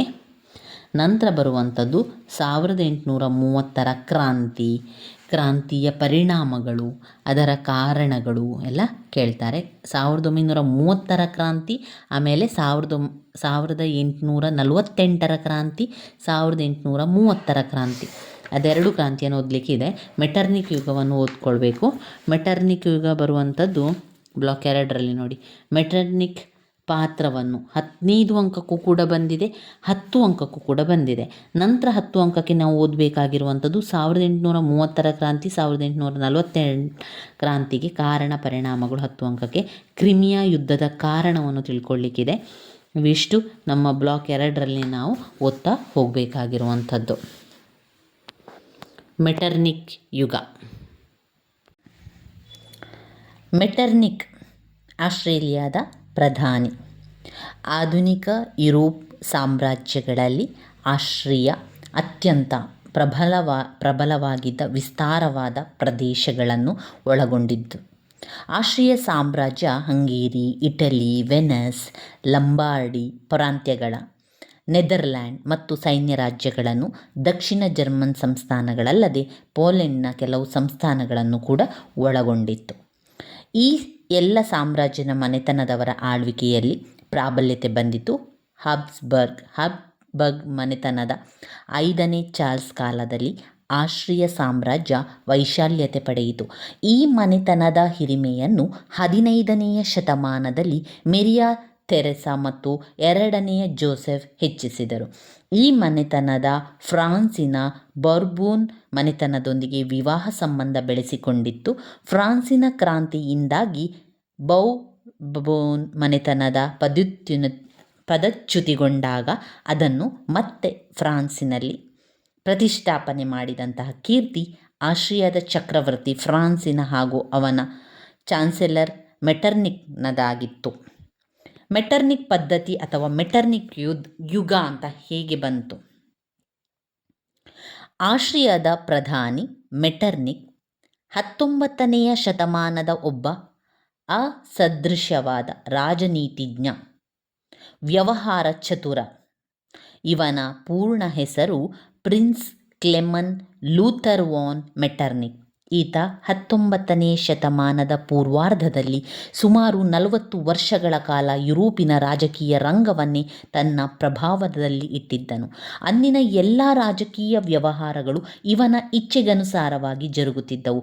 ಇವನು ಇಚ್ಛಿಸಿರುವುದನ್ನು ಕಾರ್ಯರೂಪಗೊಳಿಸುತ್ತಿತ್ತು. ಎಷ್ಟೋ ಸಂದರ್ಭಗಳಲ್ಲಿ ಅನೇಕ ರಾಷ್ಟ್ರಗಳು ಇವನ ಕೃಪಾ ಕಟಾಕ್ಷದಲ್ಲಿ ಉಳಿದಿದ್ದವು. ಆದ್ದರಿಂದ ಈ ಕಾಲವನ್ನು ಯುರೋಪಿನ ಇತಿಹಾಸದಲ್ಲಿಯೇ ಮೆಟರ್ನಿಕ್ ಯುಗ ಎಂದು ಮತ್ತು ಅವನ ನೀತಿಯನ್ನು ಮೆಟರ್ನಿಕ್ ಪದ್ಧತಿ ಎಂದು ಕರೆಯಲಾಯಿತು. ಮೆಟರ್ನಿಕ್ ಆಸ್ಟ್ರಿಯಾದ ಪ್ರಖ್ಯಾತ ಕುಟುಂಬದಲ್ಲಿ ಜನಿಸಿದನು. ಫ್ರಾನ್ಸಿನ ಮಹಾಕ್ರಾಂತಿ ಸಂಭವಿಸಿದಾಗ ಅವನನ್ನು ವಿದ್ಯಾರ್ಥಿ ದೆಸೆಯಲ್ಲಿದ್ದವನು. ಶಿಕ್ಷಣ ಪಡೆದ ಅವನು ತನ್ನ ವಯಸ್ಸಿಗೆ ಮೀರಿದ ವ್ಯವಹಾರ ಜ್ಞಾನವನ್ನು ಪಡೆದಿದ್ದ. ಮೈನ್ಜ್ ವಿಶ್ವವಿದ್ಯಾನಿಲಯದಲ್ಲಿ ಉನ್ನತ ಶಿಕ್ಷಣವನ್ನು ಪಡೆಯುವಂಥ ಸಂದರ್ಭದಲ್ಲಿ ಅವನಿಗೆ ಉತ್ತಮವಾದ ಒಂದು ವ್ಯಾವಹಾರಿಕ ಜ್ಞಾನ ಇತ್ತು. ಆಸ್ಟ್ರಿಯಾದ ಪ್ರಧಾನಿ ಕಾನ್ಯಜ್ನ ಮಗಳನ್ನು ವಿವಾಹವಾದ ಮೇಲೆ ಅರಸನೊಡನೆ ಹತ್ತಿರದ ಸಂಪರ್ಕ ಪಡೆದನು. ಅವನ ಅಸಾಧಾರಣ ಪ್ರತಿಭೆ ಹಾಗೂ ವ್ಯವಹಾರ ಕೌಶಲ್ಯವನ್ನು ಮೆಚ್ಚಿಕೊಂಡ ಅರಸ 1ನೇ ಫ್ರಾನ್ಸ್ ಅವನನ್ನು ತನ್ನ ರಾಯಭಾರ ವ್ಯವಹಾರದಲ್ಲಿ ನೇಮಕ ಮಾಡಿಕೊಂಡನು. ಕೆಲವು ವರ್ಷಗಳು ಆಸ್ಟ್ರಿಯಾದ ರಾಯಭಾರಿಯಾದ ಮತ್ತು ಅನೇಕ ರಾಷ್ಟ್ರಗಳಲ್ಲಿ ಸೇವೆ ಸಲ್ಲಿಸಿ ಅಂತಾರಾಷ್ಟ್ರೀಯ ವ್ಯವಹಾರದಲ್ಲಿ ನಿಷ್ಣಾತನಾದನು. ಅಲ್ಪಕಾಲ ನೆಪೋಲಿಯನ್ನ ಆಸ್ಥಾನದಲ್ಲೂ ಆಸ್ಟ್ರಿಯನ್ ರಾಯಭಾರಿಯಾಗಿದ್ದನು. ಮೆಟರ್ನಿಕ್ ಆಗಿನ್ನೂ 36 ವರ್ಷಗಳು ಮಾತ್ರವಾಗಿತ್ತು. ಸುಮಾರು 39 ವರ್ಷಗಳು ಅದೇ ಹುದ್ದೆಯನ್ನು ಕೂಡ ಹೊಂದಿದ್ದನು. ಮೆಟರ್ನಿಕ್ ನೀತಿ. ಮೆಟರ್ನಿಕ್ ಮಹಾನ್ ರಾಜನೀತಿಜ್ಞ, ವ್ಯವಹಾರ ಚತುರನೂ ಆಗಿದ್ದನು, ಪ್ರತಿಗಾಮಿಯಾಗಿದ್ದನು. ಫ್ರಾನ್ಸಿನ ಮಹಾಕ್ರಾಂತಿಯ ತತ್ವಗಳಾದ ಸ್ವಾತಂತ್ರ್ಯ, ಸಮಾನತೆ, ಭ್ರಾತೃತ್ವ ಅವನಿಗೆ ಒಗ್ಗದ ಕಷಾಯವಾಗಿತ್ತು. ಬಹುಶಃ ಮೆಟರ್ನಿಕ್ ಈ ತತ್ವಗಳನ್ನು ದ್ವೇಷಿಸಿದಷ್ಟು ಮತ್ಯಾರೂ ಕೂಡ ದ್ವೇಷಿಸುತ್ತಿರಲಿಲ್ಲವೇನು. ಅವನು ಸ್ವತಂತ್ರ, ಸಮಾನತೆ, ಭ್ರಾತೃತ್ವ ಯಾವುದು ಅವನಿಗೆ ಇಷ್ಟ ಇರಲಿಲ್ಲ. ಪ್ರಜಾಪ್ರಭುತ್ವ ಹಗಲನ್ನು ಕತ್ತಲಾಗಿಸುತ್ತದೆ ಎಂಬುದು ಅವನ ವ್ಯಾಖ್ಯಾನ. ಹಗಲನ್ನು ಕತ್ತಲಾಗಿಸುತ್ತದೆ. ಫ್ರಾನ್ಸಿನ ಕ್ರಾಂತಿಯನ್ನು ಕುರಿತು ಅದು ಒಂದು ರೋಗವಾಗಿರುವುದರಿಂದ ಅದನ್ನು ಗುಣಪಡಿಸಬೇಕು. ಅದು ಜ್ವಾಲಾಮುಖಿಯಾಗಿರುವುದರಿಂದ ಅದನ್ನು ನಾಶಪಡಿಸಬೇಕು. ಅದು ದೇಹದ ಒಂದು ಕೊಳೆತ ಅಂಗದಂತೆ ಇರುವುದರಿಂದ ಅದನ್ನು ಕಬ್ಬಿಣದಿಂದ ಸುಟ್ಟು ಹಾಕಬೇಕು. ಅದು ಸಾಮಾಜಿಕ ವ್ಯವಸ್ಥೆಯನ್ನು ನುಂಗಿ ಹಾಕಲು ಬಾಯಿ ತೆರೆದುಕೊಂಡು ನಿಂತಿರುವ ಭಯಂಕರವಾದ ಒಂದು ಸಮುದ್ರ ಪ್ರಾಣಿ ಎಂದು ಅವನ ಅಭಿಪ್ರಾಯ. ಮೆಟರ್ನಿಕ್ ವಿದ್ಯಾರ್ಥಿ ದೆಸೆಯಿಂದಲೂ ಕೂಡ ಪ್ರಗತಿಪರ ಉದಾರ ತತ್ವಗಳನ್ನು ದ್ವೇಷಿಸುತ್ತಲೇ ಬಂದ. ಅವನ ಪ್ರವೃತ್ತಿಯೆಲ್ಲ ಪ್ರತಿಗಾಮಿ ನೀತಿಯನ್ನೇ ಅವಲಂಬಿಸಿತು. ಪ್ರಜಾಪ್ರಭುತ್ವ, ಪಾರ್ಲಿಮೆಂಟರಿ ಸರಕಾರ ಪದ್ಧತಿ ಅವನಿಗೆ ಹಿಡಿಸಲಿಲ್ಲ. ರಾಜಪ್ರಭುತ್ವದಲ್ಲಿ ಅವನಿಗೆ ಅಪಾರವಾದ ನಂಬಿಕೆ ಇತ್ತು. ರಾಜನೇ ಎಲ್ಲ ಪ್ರಭುತ್ವ ಸಾಧಿಸಬೇಕು, ಪ್ರಜಾಪ್ರಭುತ್ವ ಬೇಡ ಅಂತ ಅವನು ಹೇಳ್ತಾ ಇದ್ದ. ಬದಲಾವಣೆಗೆ ಎಂದೂ ಆಸ್ಪದ ಇರಕೂಡದು ಎಂಬುದು ಅವನ ವಾದವಾಗಿತ್ತು. ಯಥಾಸ್ಥಿತಿ ನೀತಿ ಅವನ ಆಳ್ವಿಕೆಯ ಮೂಲಮಂತ್ರವಾಗಿತ್ತು. ಸುಧಾರಣೆಗಿಂತಲೂ ಸುವ್ಯವಸ್ಥೆ ಅವಶ್ಯಕ, ಬದಲಾವಣೆಗಿಂತ ಭದ್ರತೆ ಅವಶ್ಯಕ. ಯುರೋಪಿನ ಜನತೆ ಬಯಸುವುದು ಶಾಂತಿಯೇ ಹೊರತು ಸ್ವಾತಂತ್ರ್ಯವಲ್ಲ ಎಂಬುದು ಮೆಟರ್ನಿಕ್ನ ಘೋಷಣೆಯಾಗಿತ್ತು. ಅರಸ 1ನೇ ಫ್ರಾನ್ಸಿನ ಅಸಮರ್ಥನೂ ಬುದ್ಧಿಮಾಂದ್ಯನೂ ಆಗಿದ್ದನು. ಪರಿಣಾಮವಾಗಿ ಆಡಳಿತ ಜವಾಬ್ದಾರಿ ಪೂರ್ಣ ಮೆಟರ್ನಿಕ್ನ ಮುಷ್ಟಿಗೆ ಸಿಲುಕಿತು. ಹೀಗಾಗಿ ಫ್ರಾನ್ಸ್ನ ಮೆಟರ್ನಿಕ್ನ ಕೈಗೊಂಬೆಯಾಗಿಯೇ ಉಳಿಯಬೇಕಾಯಿತು. ಇದು ಮೆಟರ್ನಿಕ್ ನೀತಿ ಅಥವಾ ಮೆಟರ್ನಿಕ್ನ ಬಗ್ಗೆ ಹೇಳುವಂಥದ್ದು, ಸಂಪೂರ್ಣವಾಗಿ ಅವನ ಬಗ್ಗೆ ಇರುವಂಥದ್ದು. ಇನ್ನು ಬರುವಂಥದ್ದು 1830ರ ಕ್ರಾಂತಿಗೆ ಕಾರಣ. 1830ರ ಕ್ರಾಂತಿಗೆ ಕಾರಣ.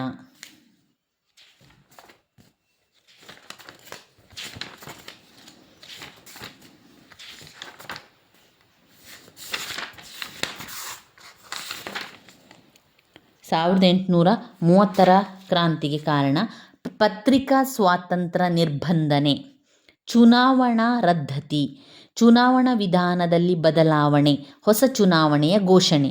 ಪತ್ರಿಕಾ ಸ್ವಾತಂತ್ರ್ಯ ನಿರ್ಬಂಧ, ಚುನಾವಣೆಯ ಪದ್ಧತಿ, ಚುನಾವಣಾ ವಿಧಾನದಲ್ಲಿ ಬದಲಾವಣೆ, ಹೊಸ ಚುನಾವಣೆಯ ಘೋಷಣೆ. ಕ್ರಾಂತಿಯ ಪರಿಣಾಮದಿಂದಾಗಿ ಸಣ್ಣ ಪುಟ್ಟ ಕ್ರಾಂತಿಗಳು ಕಾರಣವಾಯಿತು. ಫ್ರಾನ್ಸ್ನಲ್ಲಿ ಪ್ರಜಾಪ್ರಭುತ್ವ ತತ್ವಗಳು ಜಾರಿಯಾಗಲು ಸಾಧ್ಯವಾಯಿತು. ಫ್ರಾನ್ಸ್ ನಿರಂಕುಶ ಪ್ರಭುಗಳ ದಬ್ಬಾಳಿಕೆಯಿಂದ ಮುಕ್ತವಾಯಿತು. ಫ್ರಾನ್ಸ್ನಲ್ಲಿ ಧಾರ್ಮಿಕ ಸಮಾನತೆ ನೆಲೆಸುವಂತಾಯಿತು.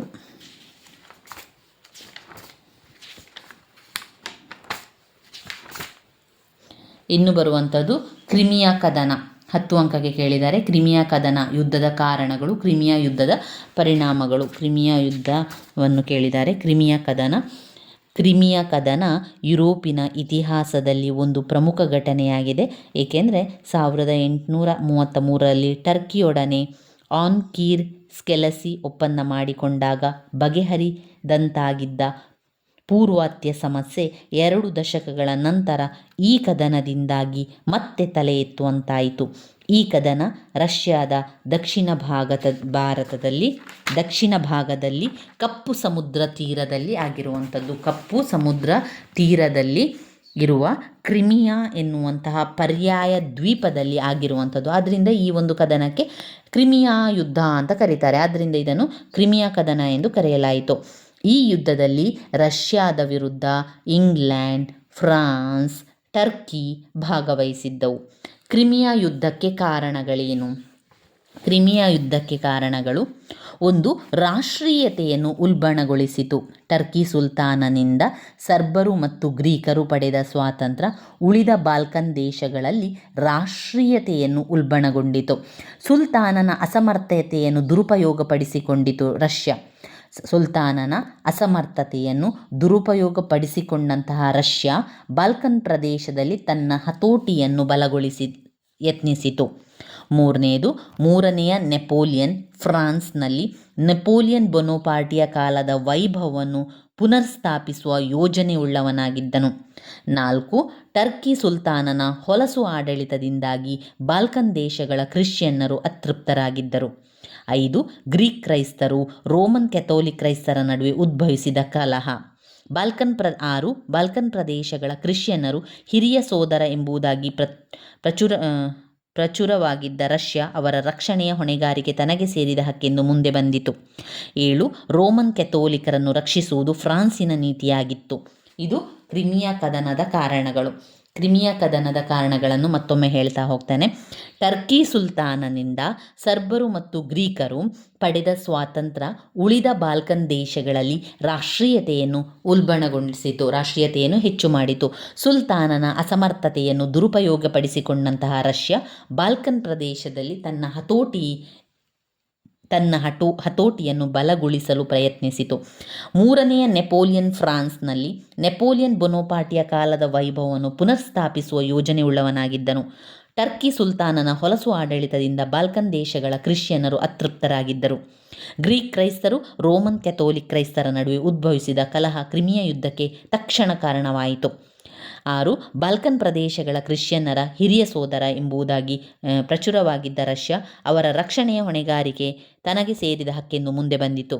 7. ಟರ್ಕಿ ಸಾಮ್ರಾಜ್ಯದ ರೋಮನ್ ಕೆಥೋಲಿಕರನ್ನು ರಕ್ಷಿಸುವುದು ಫ್ರಾನ್ಸಿನ ನೀತಿಯಾಯಿತು.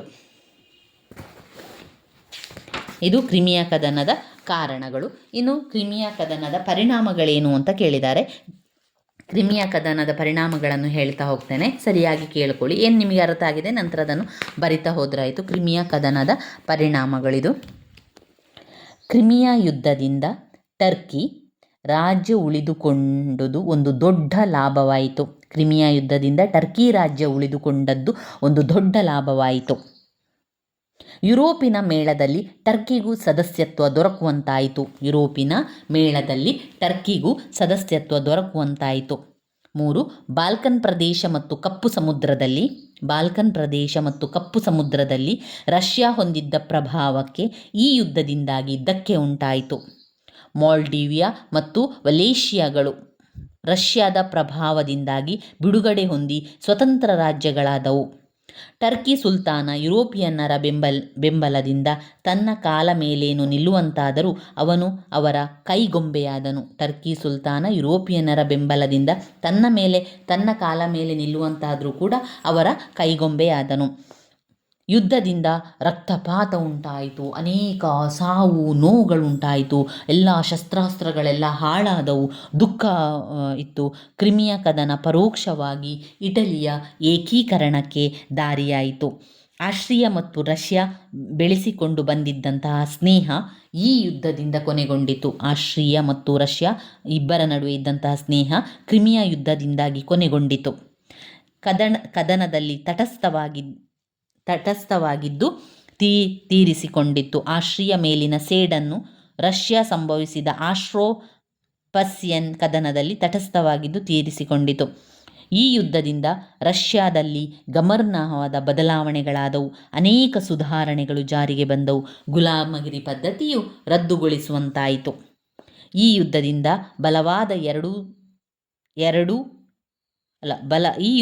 ಬಲವಾದ ಏಟು ತಿಂದಂತಹ ರಷ್ಯಾ ಯುರೋಪಿನಲ್ಲಿ ಗಡಿ ವಿಸ್ತರಣೆಯ ಯೋಜನೆಯನ್ನು ಸದ್ಯಕ್ಕೆ ಕೈಬಿಟ್ಟಿತು. ಏಟು ತಿಂದ ರಷ್ಯಾ ಏನು ಮಾಡಿತು? ಯುರೋಪಿನಲ್ಲಿ ಗಡಿಯ ಒಂದು ವಿಸ್ತರಣೆಯ ಯೋಜನೆಯನ್ನು ಸದ್ಯಕ್ಕೆ ಕೈಬಿಟ್ಟಿತು ಎನ್ನುವಂಥದ್ದು. ಇವಿಷ್ಟು ಪರಿಣಾಮಗಳು ಬಂದಿರುವಂಥದ್ದು. ಇದು ಕ್ರಿಮಿಯಾ ಕದನದ ಪರಿಣಾಮಗಳು.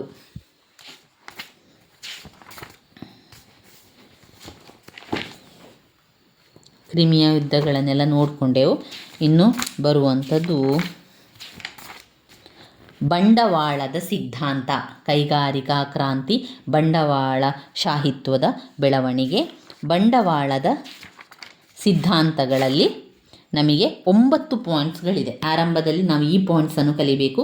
ಇಲ್ಲಿ ನಮಗೆ ನೇರವಾಗಿ ಎಲ್ಲ ಪಾಯಿಂಟ್ಸ್ಗಳಿರೋದ್ರಿಂದ ಓದಲಿಕ್ಕೂ ಕೂಡ ಸಹಾಯ ಆಗ್ತದೆ. ಆಮೇಲೆ ನೆನಪಲ್ಲಿ ಉಳಿಲಿಕ್ಕೂ ಕೂಡ ಇದು ಈ ರೀತಿಯಾಗಿದ್ದರೆ ಸಹಾಯ ಆಗ್ತದೆ.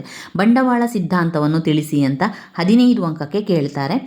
ಆಸ್ಟ್ರಿಯನ್ ಸಿದ್ಧಾಂತ, ಆಧುನಿಕ ಸಿದ್ಧಾಂತ,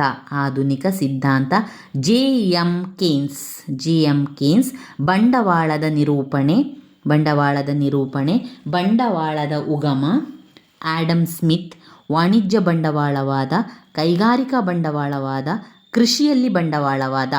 ಇದು ಬಂಡವಾಳದ ಸಿದ್ಧಾಂತಗಳಲ್ಲಿ ಬರುವಂಥದ್ದು.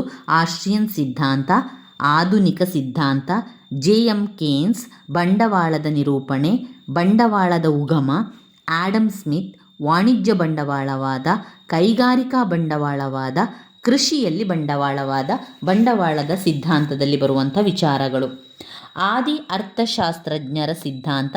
ಬಂಡವಾಳ ಸಿದ್ಧಾಂತವು 18ನೇ ಶತಮಾನದಲ್ಲಿ ಜನ್ಮ ತಾಳಿದ Adam Smith, David Ricardo, J S. Mill ಮೊದಲಾದ ಆದಿ ಅರ್ಥಶಾಸ್ತ್ರಜ್ಞರಿಂದ ಬೆಳವಣಿಗೆ ಹೊಂದಿದೆ. ಆಡಮ್ ಸ್ಮಿತ್ತನು ಉತ್ಪಾದನೆ ಮತ್ತು ಶ್ರಮ ವಿಭಜನೆಗಳಲ್ಲಿ ಬಂಡವಾಳ ಸಂಗ್ರಹಕ್ಕೆ ಹೆಚ್ಚಿನ ಮಹತ್ವವನ್ನು ಕೊಟ್ಟಿದ್ದನು. ಬಳಕೆಗಿಂತಲೂ ಹೆಚ್ಚಿನ ಉತ್ಪಾದನೆ ಮಾಡುವುದರಿಂದ ಬಂಡವಾಳ ರೂಪುಗೊಳ್ಳುತ್ತದೆ ಎಂದು ಅಭಿಪ್ರಾಯ ಕೂಡ ಪಟ್ಟಿದ್ದನು. ವಾರ್ಷಿಕ ಕೃಷಿ ಉತ್ಪನ್ನದ ಅನುಭವದಿಂದ ಈ ಒಂದು ಅಭಿಪ್ರಾಯ ರೂಪುಗೊಂಡಿದೆ.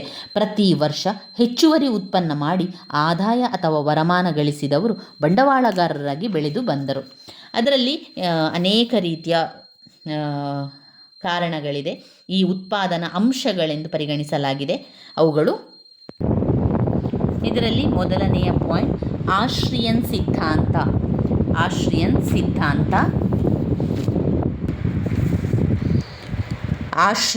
ಸಿದ್ಧಾಂತ, ಆಧುನಿಕ ಸಿದ್ಧಾಂತ, ಜೆ ಎಂ ಕೇನ್ಸ್, ಬಂಡವಾಳದ ನಿರೂಪಣೆ, ಬಂಡವಾಳದ ಉಗಮ, ಆಡಮ್ ಸ್ಮಿತ್, ವಾಣಿಜ್ಯ ಬಂಡವಾಳವಾದ, ಕೈಗಾರಿಕಾ ಬಂಡವಾಳವಾದ, ಕೃಷಿಯಲ್ಲಿ ಬಂಡವಾಳವಾದ. ಇವಿಷ್ಟು ವಿಚಾರಗಳು ಅದರಲ್ಲಿ ಬರುವಂಥದ್ದು. ಇನ್ನು ಬರುವಂತಹ ಮುಖ್ಯವಾದ ಪ್ರಶ್ನೆ, ಸಮಾಜವಾದದ ಬಗೆಗಿನ ವಿವಿಧ ಸಿದ್ಧಾಂತಗಳನ್ನು ತಿಳಿಸಿ. 10 ಅಂಕಕ್ಕೆ ಕೇಳಿರುವಂತಹ ಪ್ರಶ್ನೆ, ಸಮಾಜವಾದದ ಬಗೆಗಿನ ವಿವಿಧ ಸಿದ್ಧಾಂತಗಳು.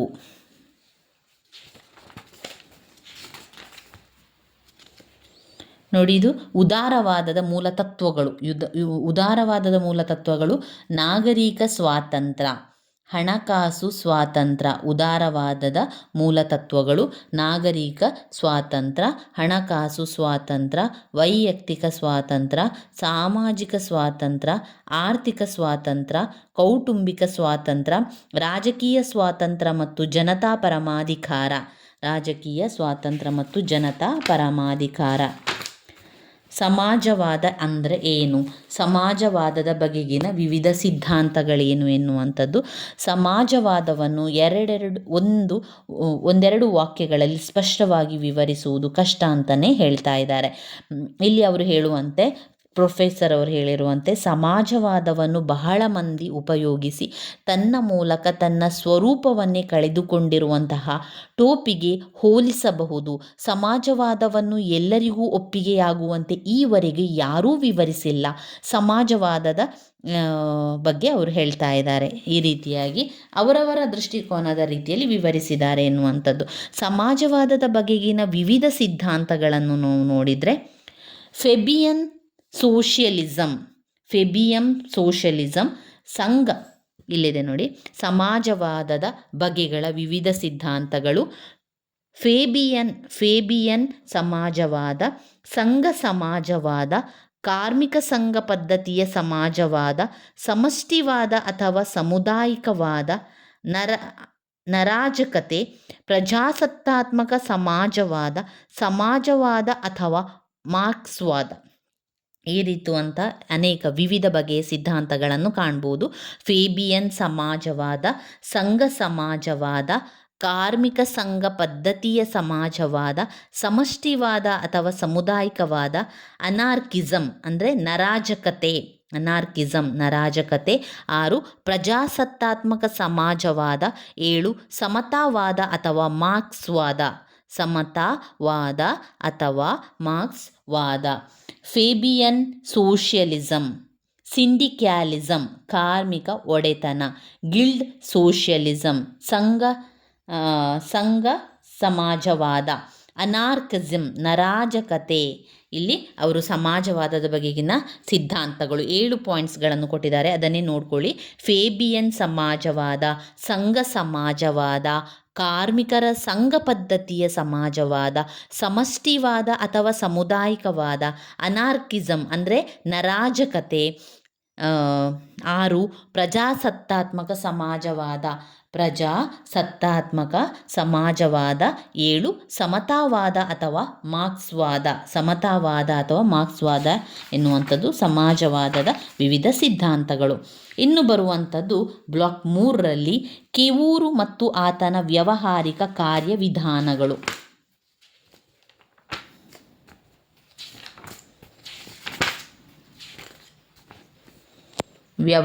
ಕೆವೂರು ಮತ್ತು ಆತನ ವ್ಯಾವಹಾರಿಕ ಕಾರ್ಯವಿಧಾನಗಳನ್ನು ನೋಡುವುದಾದರೆ ಏನೆಲ್ಲ ಹೇಳ್ತಾರೆ ಅವರು ವಿಚಾರಗಳನ್ನು. ಇಟಲಿಯ ಏಕೀಕರಣದ ಇತಿಹಾಸದಲ್ಲಿ 1849 ಒಂದು ಪರ್ವಕಾಲ ಅಂತ ಹೇಳ್ಬೋದು. ಇಲ್ಲಿ 1848ರಲ್ಲಿ ಪ್ರಾರಂಭವಾದಂತಹ ಕ್ರಾಂತಿಗಳು, ದಂಗೆಗಳನ್ನು 1849ರಲ್ಲಿ ಹೆಚ್ಚು ಕಡಿಮೆ ಇಟಲಿಯ ಎಲ್ಲ ಪ್ರಾಂತ್ಯಗಳಲ್ಲೂ ಹತ್ತಿಕ್ಕಲಾಯಿತು.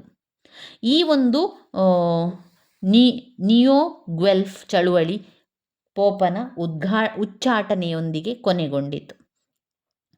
ನಂತರ ಕ್ರಾಂತಿಗಳ ದಮನದ ನಂತರ ಗಾರಿಬಲ್ಡಿ ಸಹ ದೇಶಾಂತರ ಹೊರಟಿದ್ದನು. ಅಂತಹ ಸಂದರ್ಭದಲ್ಲಿ ಕ್ರಾಂತಿ ವಿಧಾನಗಳಿಂದ ಭಿನ್ನವಾದ ವಿಧಾನದ ಮೂಲಕ ಏಕೀಕೃತ ಇಟಲಿಯ ನಿರ್ಮಾಣ ಅನಿವಾರ್ಯವೆನಿಸಿತು. ಕ್ರಾಂತಿಕಾರಿಗಳಿಗಿಂತ ಭಿನ್ನವಾದ ನಾಯಕತ್ವವನ್ನು ನೀಡುವುದು ಈ ಸಂದಿಗ್ಧ ಸಮಯದಲ್ಲಿ ಅನಿವಾರ್ಯವಾಯಿತು. ಬದಲಾದ ಸನ್ನಿವೇಶ ಹೊಂದಿಕೊಳ್ಳುವ ನಾಯಕತ್ವವನ್ನು ಈ ಘಟ್ಟದಲ್ಲಿ ಇಟಲಿಯ ರಾಷ್ಟ್ರಕರಿಗೆ ನೀಡಿದವರು ಕೌಂಟ್ ಕ್ಯಾಮಿಲ್ಲೋ ಡಿ ಕೆವೂರ್ ಅವರು. ಈತ ರಾಜತಂತ್ರ ಪ್ರವೀಣನಾಗಿದ್ದು ಇಟಲಿಯ ಏಕೀಕರಣ ಚಳುವಳಿಗೆ ಒಂದು ಹೊಸ ಆಯಾಮವನ್ನು ನೀಡಿದ್ದಾರೆ. ಕ್ಯಾಮಿಲ್ಲೋ ಡಿ ಕೆವೂರ್ ಅಂತ ಅವರ ಹೆಸರು. ಪ್ರಾರಂಭಿಕ ಜೀವನ ಯಾವ ರೀತಿ ಇತ್ತು? ಫ್ರಾನ್ಸ್ ಮತ್ತು ಇತರ ಯುರೋಪಿನ ದೇಶಗಳಲ್ಲಾದಂತಹ ಕ್ರಾಂತಿ ಹೊಸ ಪೀಳಿಗೆಯ ರಾಜನೀತಿಜ್ಞರ ಉದಯವನ್ನು ಕಂಡ ಕಾಲಘಟ್ಟ. ಈ ವರ್ಗಕ್ಕೆ ಸೇರಿದ ರಾಜನೀತಿಜ್ಞರು ಸಂಧಾನ ಮತ್ತು ಸಂಯಮಕ್ಕೆ ಯಾವುದೇ ಬೆಲೆ ನೀಡಲಿಲ್ಲ. ತಮ್ಮ ರಾಜ್ಯ ನೀತಿಯಲ್ಲಿ ನಿಷ್ಕರುಣವಾಗಿ ತಮ್ಮ ರಾಷ್ಟ್ರದ ಹಿತಾಸಕ್ತಿಗೆ ಪೂರಕವಾದ ತೀರ್ಮಾನಗಳನ್ನು ತೆಗೆದುಕೊಳ್ಳುವ ಪ್ರವೃತ್ತಿಯನ್ನು ಹೊಂದಿದ್ದರು. ಈ ಪೀಳಿಗೆಗೆ ಸೇರಿದ ಇಟಲಿಯ ರಾಜನೀತಿಜ್ಞನೆಂದರೆ ಪೀಡ್ಮಾಂಟ್ ರಾಜ್ಯದ ಕೆವೂರ್. ಕ್ರಾಂತಿಕಾಲದಲ್ಲಿ ರಾಜಕೀಯವನ್ನು ಪ್ರವೇಶಿಸಿದ ಈತ ಮುಂದಿನ ದಶಕದಲ್ಲಿ ಪೀಡ್ಮಾಂಟ್ನಲ್ಲಿ ರಾಜಕೀಯ ಅಧಿಕಾರವನ್ನು ಗಳಿಸಿದನು. ಇಟಲಿಯ ಏಕೀಕರಣ ಪ್ರಕ್ರಿಯೆಯಲ್ಲಿ ಎದುರಾದ ಎಲ್ಲ ಸವಾಲುಗಳನ್ನು ಸಮರ್ಥವಾಗಿ ಎದುರಿಸಿದನು. ಈ ಸಂದರ್ಭದಲ್ಲಿ ಅನುಕೂಲಕ್ಕೆ ತಕ್ಕ ರೀತಿಯಲ್ಲಿ ಎಲ್ಲ ಮಾರ್ಗಗಳನ್ನು ಯಾವುದೇ ಅಳುಕಿಲ್ಲದೆ ಅನುಸರಿಸಿದನು. ಅನೇಕ ಸಂದರ್ಭಗಳಲ್ಲಿ ಹಿಂಸಾತ್ಮಕ ಮಾರ್ಗ ಹಾಗೂ ಅಂತಾರಾಷ್ಟ್ರೀಯ ಕಾನೂನುಗಳನ್ನು ಮುರಿಯುವ ಮಾರ್ಗವನ್ನು ಅನುಸರಿಸಿ ಯುರೋಪಿನ ರಾಜಕಾರಣ ಇತಿಹಾಸದಲ್ಲಿ ಉಜ್ವಲ ಸ್ಥಾನವನ್ನು ಗಳಿಸಿದನು. ಈ ರೀತಿಯ ರಾಜನೀತಿಜ್ಞನು ರಿಯಲ್ ಪಾಲಿಟಿಕ್ ಎಂದು ಕರೆಯಲಾಯಿತು. ಕ್ರಾಂತಿಕಾಲದ ಪೂರ್ವದಲ್ಲಿ ಹಾಗೂ ಕ್ರಾಂತಿಕಾಲದಲ್ಲಿ ಕೆವೂರ್ ಸೈನಿಕನಾಗಿದ್ದ. ಅವನೇನಾಗಿದ್ದ, ಅದರಲ್ಲಿ ನೀವು ಪಾಯಿಂಟ್ಸ್ ರೀತಿಯಲ್ಲಿ ಬರ್ಕೊಂಡು ಹೋಗಿ. ಕೆವೂರ್ ಸೈನಿಕನಾಗಿದ್ದ, ಕೆವೂರ್ ರೈತನಾಗಿದ್ದ, ಕೆವೂರ್ ಬ್ಯಾಂಕರ್ ಆಗಿದ್ದ, ಕೆವೂರ್ ಕೈಗಾರಿಕೋದ್ಯಮಿಯಾಗಿ ಅಪಾರ ಅನುಭವಗಳನ್ನು ಗಳಿಸಿದ್ದನು. ನಂತರ ಪೀಡ್ಮಾಂಟ್ ಸರ್ಕಾರದಲ್ಲಿ ಸಚಿವ ಸಂಪುಟದ ಸದಸ್ಯರಾಗಿ ನಂತರ ಸೇರಿಕೊಂಡನು. ಈತ ಸಚಿವನಾಗಿ ಕೃಷಿ, ಕೈಗಾರಿಕೆ, ವಾಣಿಜ್ಯ ಶಾಖೆಗಳನ್ನು ನಿರ್ವಹಿಸಿದನು. ಈತನ ಸಾಮರ್ಥ್ಯವನ್ನು ಪರಿಗಣಿಸಿ ನೌಕಾದಳದ ವಿಭಾಗವನ್ನು ಸಹ ಈತನಿಗೆ ಒಪ್ಪಿಸಲಾಯಿತು. ಅತಿ ಶೀಘ್ರದಲ್ಲಿ ಈತ ಇಡೀ ಸಚಿವ ಸಂಪುಟವನ್ನು ತನ್ನ ವಶಕ್ಕೆ ತೆಗೆದುಕೊಂಡ. ವ್ಯವಹಾರ ಚತುರತೆ ಹೊಂದಿದ್ದ ಈ ಬುದ್ಧಿವಂತ ರಾಜನೀತಿಜ್ಞ ಇಟಲಿಯ ಏಕೀಕರಣ ಕಾಲದಲ್ಲಿ ಅತ್ಯಂತ ಮಹತ್ವದ ಪಾತ್ರ ನಿರ್ವಹಿಸುವ ಅವಕಾಶವನ್ನು ಹೊಂದಿದನು.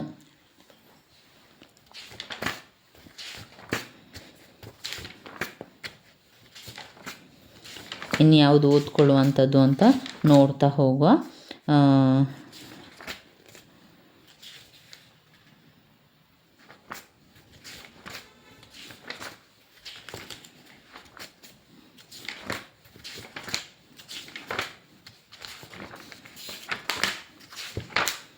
ಯಾವುದು ಬಂದಿದೆ ಇನ್ನು? ಬಿಸ್ಮಾರ್ಕ್ನ ಕೊಡುಗೆಗಳು. ಆರ್ಥಿಕವಾಗಿ, ಸಾಮಾಜಿಕವಾಗಿ, ರಾಜಕೀಯವಾಗಿ ಕೊಡುಗೆ ನೀಡಿದ್ದಾನೆ. ಕಾರ್ಮಿಕರಿಗೆ, ಕೈಗಾರಿಕೆ, ಕೃಷಿಕರಿಗೆ, ಜರ್ಮನ್ ಕೃಷಿ ಉತ್ಪಾದನೆಗೆ ಅನೇಕ ರೀತಿಯ ಕಾರ್ಯಕ್ರಮಗಳನ್ನು ಮಾಡಿರುವ ಮೂಲಕ ಸಹಕಾರಿಯಾಗಿ ಬಿಸ್ಮಾರ್ಕ್.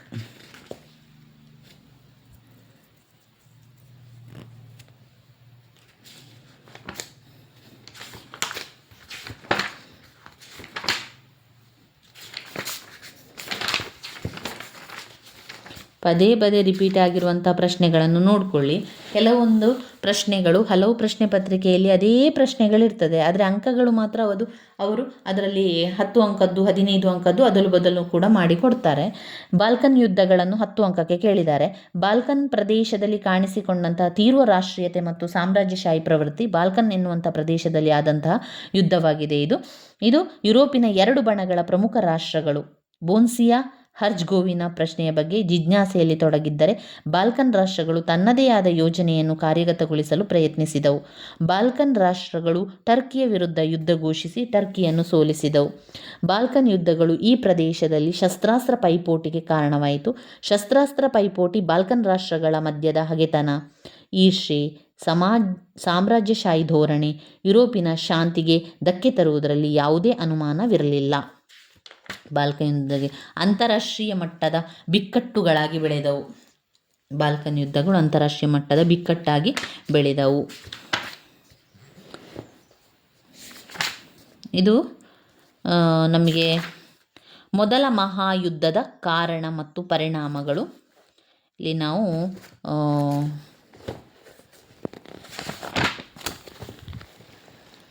ಇದರಲ್ಲಿ ನಾವು ನೋಡಿದರೆ,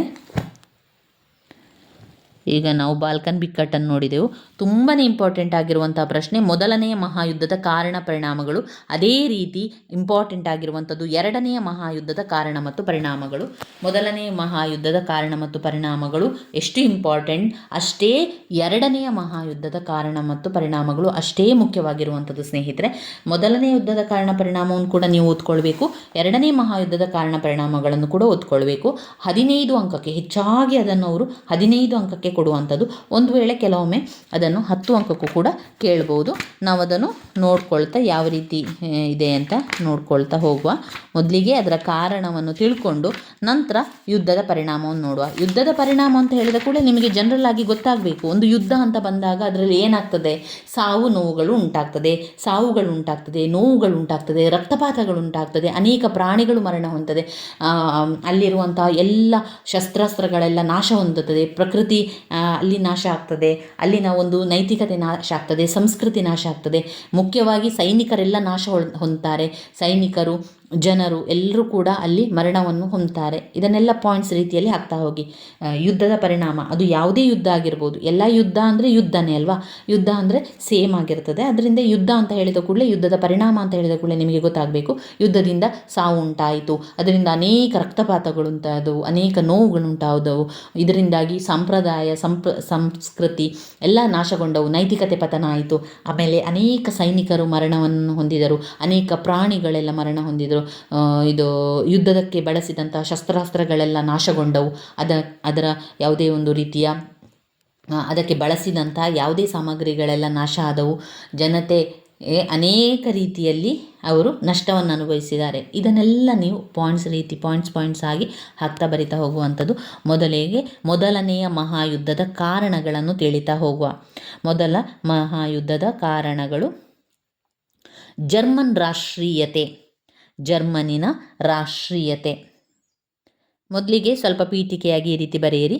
ಯುದ್ಧ ಪೂರ್ವ ವರ್ಷಗಳಲ್ಲಿ ತೀವ್ರ ಮತ್ತು ಅತಿರೇಕದ ರಾಷ್ಟ್ರೀಯತೆ ಯುರೋಪಿನಲ್ಲಿ ಪ್ರಸರಿಸಿತು. ಸಣ್ಣ ರಾಷ್ಟ್ರ, ದೊಡ್ಡ ರಾಷ್ಟ್ರ, ಪ್ರಾಚೀನ ರಾಷ್ಟ್ರ, ನವೋದಿತ ರಾಷ್ಟ್ರ ಎಂಬ ಭೇದವಿಲ್ಲದೆ ಎಲ್ಲರನ್ನು ಕೂಡ ಇದು ಕಬಳಿಸಿತು. ಇದು ಪ್ರಥಮ ಮಹಾಯುದ್ಧಕ್ಕೆ ಅತ್ಯಂತ ಮುಖ್ಯವಾದ ಕಾರಣವಾಯಿತು. ಜರ್ಮನ್ ರಾಷ್ಟ್ರೀಯತೆ. ಮೊದಲನೆಯ ಮಹಾಯುದ್ಧಕ್ಕೆ ಕಾರಣಗಳು: ಜರ್ಮನಿನ ರಾಷ್ಟ್ರೀಯತೆ, ಫ್ರೆಂಚಿನ ರಿವ್ಯಾಂಜ್ ಚಳುವಳಿ. ನೀವೀಗ ಈ ವಿಡಿಯೋವನ್ನು ಕೇಳ್ತಾ ಇದ್ದೀರಿ ಅಂತಾದರೆ ಜೊತೆಗೆ ಆ ಪಾಯಿಂಟ್ಸನ್ನು ಬಾಯ್ಪಾಠ ಮಾಡ್ಕೊಳ್ಳಿ ಸ್ನೇಹಿತರೆ. ವಿಡಿಯೋವನ್ನು ಕೇಳ್ತಾ ನಿಮಗೂ ಕೂಡ ಅದು ತುಂಬಾ ಉಪಕಾರ ಆಗಬೇಕು. ಒಂದು ವಿಡಿಯೋವನ್ನು ನೀವು ನೋಡ್ತಾ ಇದ್ದೀರಿ ಅಂತಾದರೆ ಅದರಿಂದ ನೀವು ಏನಾದರೂ ಒಂದು ಸ್ವಲ್ಪ ಆದರೂ ಕಲಿಬೇಕು. ಆ ನೋಡುವ ಹೊತ್ತಿನಲ್ಲೇ ಕಲ್ತಾಗಬೇಕು. ಈ ಪಾಯಿಂಟ್ಸ್ ನಾನು ಹೇಳುವುದರ ಜೊತೆಗೆ ನೀವು ಕೂಡ ಹೇಳ್ಕೊಳ್ಳಿ. ಮೊದಲನೆಯ ಮಹಾಯುದ್ಧದ ಕಾರಣಗಳು: 1. ಜರ್ಮನ್ ರಾಷ್ಟ್ರೀಯತೆ. ಹೇಳಿ ನನ್ನ ಜೊತೆಗೆ ಒಟ್ಟಿಗೆ ಆ ಪಾಯಿಂಟ್ಸನ್ನು ಹೇಳ್ತಾ ಹೋಗುವ. ಜರ್ಮನ್ ರಾಷ್ಟ್ರೀಯತೆ. 2. ಫ್ರೆಂಚರ ರಿವ್ಯಾಂಜ್ ಚಳುವಳಿ. 3. ಸೈನಿಕ ಪ್ರವೃತ್ತಿಯ ಏಳಿಗೆ. ಶಸ್ತ್ರಾಸ್ತ್ರಗಳ ಹೆಚ್ಚಳ. ಯುರೋಪಿನ ವ್ಯವಸ್ಥೆಯ ವಿಫಲತೆ. ಯಾವುದೆಲ್ಲ? ಸೈನಿಕ ಪ್ರವೃತ್ತಿಯ ಏಳಿಗೆ, ಶಸ್ತ್ರಾಸ್ತ್ರಗಳ ಹೆಚ್ಚಳ, ಯುರೋಪಿನ ವ್ಯವಸ್ಥೆಯ ವಿಫಲತೆ. ರಾಜ್ಯ ನೀತಿಯ ಮೇಲೆ ಸೈನ್ಯದ ಪ್ರಭಾವ. ರಾಜ್ಯ ನೀತಿಯ ಪ್ರಭಾವ. ಬೋನ್ಸಿಯಾದ ಬಿಕ್ಕಟ್ಟು. ರಾಜ್ಯ ನೀತಿಯ ಮೇಲೆ ಸೈನ್ಯದ ಪ್ರಭಾವ, ಬೋನ್ಸಿಯಾದ ಬಿಕ್ಕಟ್ಟು. ಬಾಲ್ಕನ್ ಯುದ್ಧಗಳು. ರಹಸ್ಯ ಒಪ್ಪಂದ ವ್ಯವಸ್ಥೆ. 2 ರಾಷ್ಟ್ರಗಳ ಒಪ್ಪಂದ ಮತ್ತು 3 ರಾಷ್ಟ್ರಗಳ ಒಪ್ಪಂದ. ಬಾಲ್ಕನ್ ಯುದ್ಧಗಳು, ರಹಸ್ಯ ಒಪ್ಪಂದ ವ್ಯವಸ್ಥೆ, 2 ರಾಷ್ಟ್ರಗಳ ಒಪ್ಪಂದ ಮತ್ತು 3 ರಾಷ್ಟ್ರಗಳ ಒಪ್ಪಂದ. 10. 2 ರಾಷ್ಟ್ರಗಳ ಮಿತ್ರತ್ವ ಮತ್ತು 3 ರಾಷ್ಟ್ರಗಳ ಮಿತ್ರತ್ವ.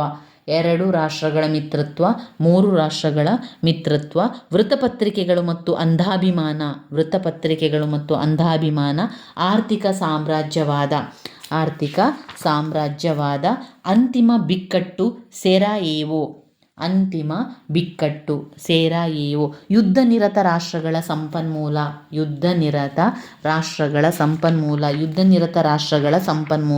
ಒಟ್ಟು 14 ಪಾಯಿಂಟ್ಸ್ಗಳಿದೆ.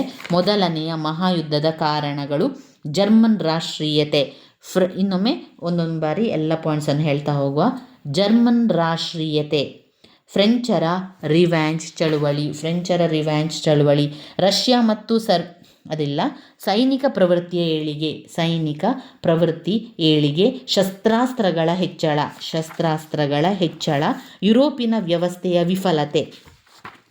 ರಾಜ್ಯ ನೀತಿಯ ಮೇಲೆ ಸೈನ್ಯದ ಪ್ರಭಾವ, ಬೊನ್ಸಿಯಾದ ಬಿಕ್ಕಟ್ಟು, ಬಾಲ್ಕನ್ ಯುದ್ಧಗಳು, ರಹಸ್ಯ ಒಪ್ಪಂದ ವ್ಯವಸ್ಥೆ, 2 ರಾಷ್ಟ್ರಗಳ ಒಪ್ಪಂದ ಮತ್ತು 3 ರಾಷ್ಟ್ರಗಳ ಒಪ್ಪಂದ, 2 ರಾಷ್ಟ್ರಗಳ ಮಿತ್ರತ್ವ ಮತ್ತು 3 ರಾಷ್ಟ್ರಗಳ ಮಿತ್ರತ್ವ, ವೃತ್ತಪತ್ರಿಕೆಗಳು ಮತ್ತು ಅಂಧಾಭಿಮಾನ, ಆರ್ಥಿಕ ಸಾಮ್ರಾಜ್ಯವಾದ, ಅಂತಿಮ ಬಿಕ್ಕಟ್ಟು ಸೆರಾಯೊ, ಅಂತಿಮ ಬಿಕ್ಕಟ್ಟು, ಯುದ್ಧ ನಿರತ ರಾಷ್ಟ್ರಗಳ ಸಂಪನ್ಮೂಲ, ಯುದ್ಧ ನಿರತ ರಾಷ್ಟ್ರಗಳ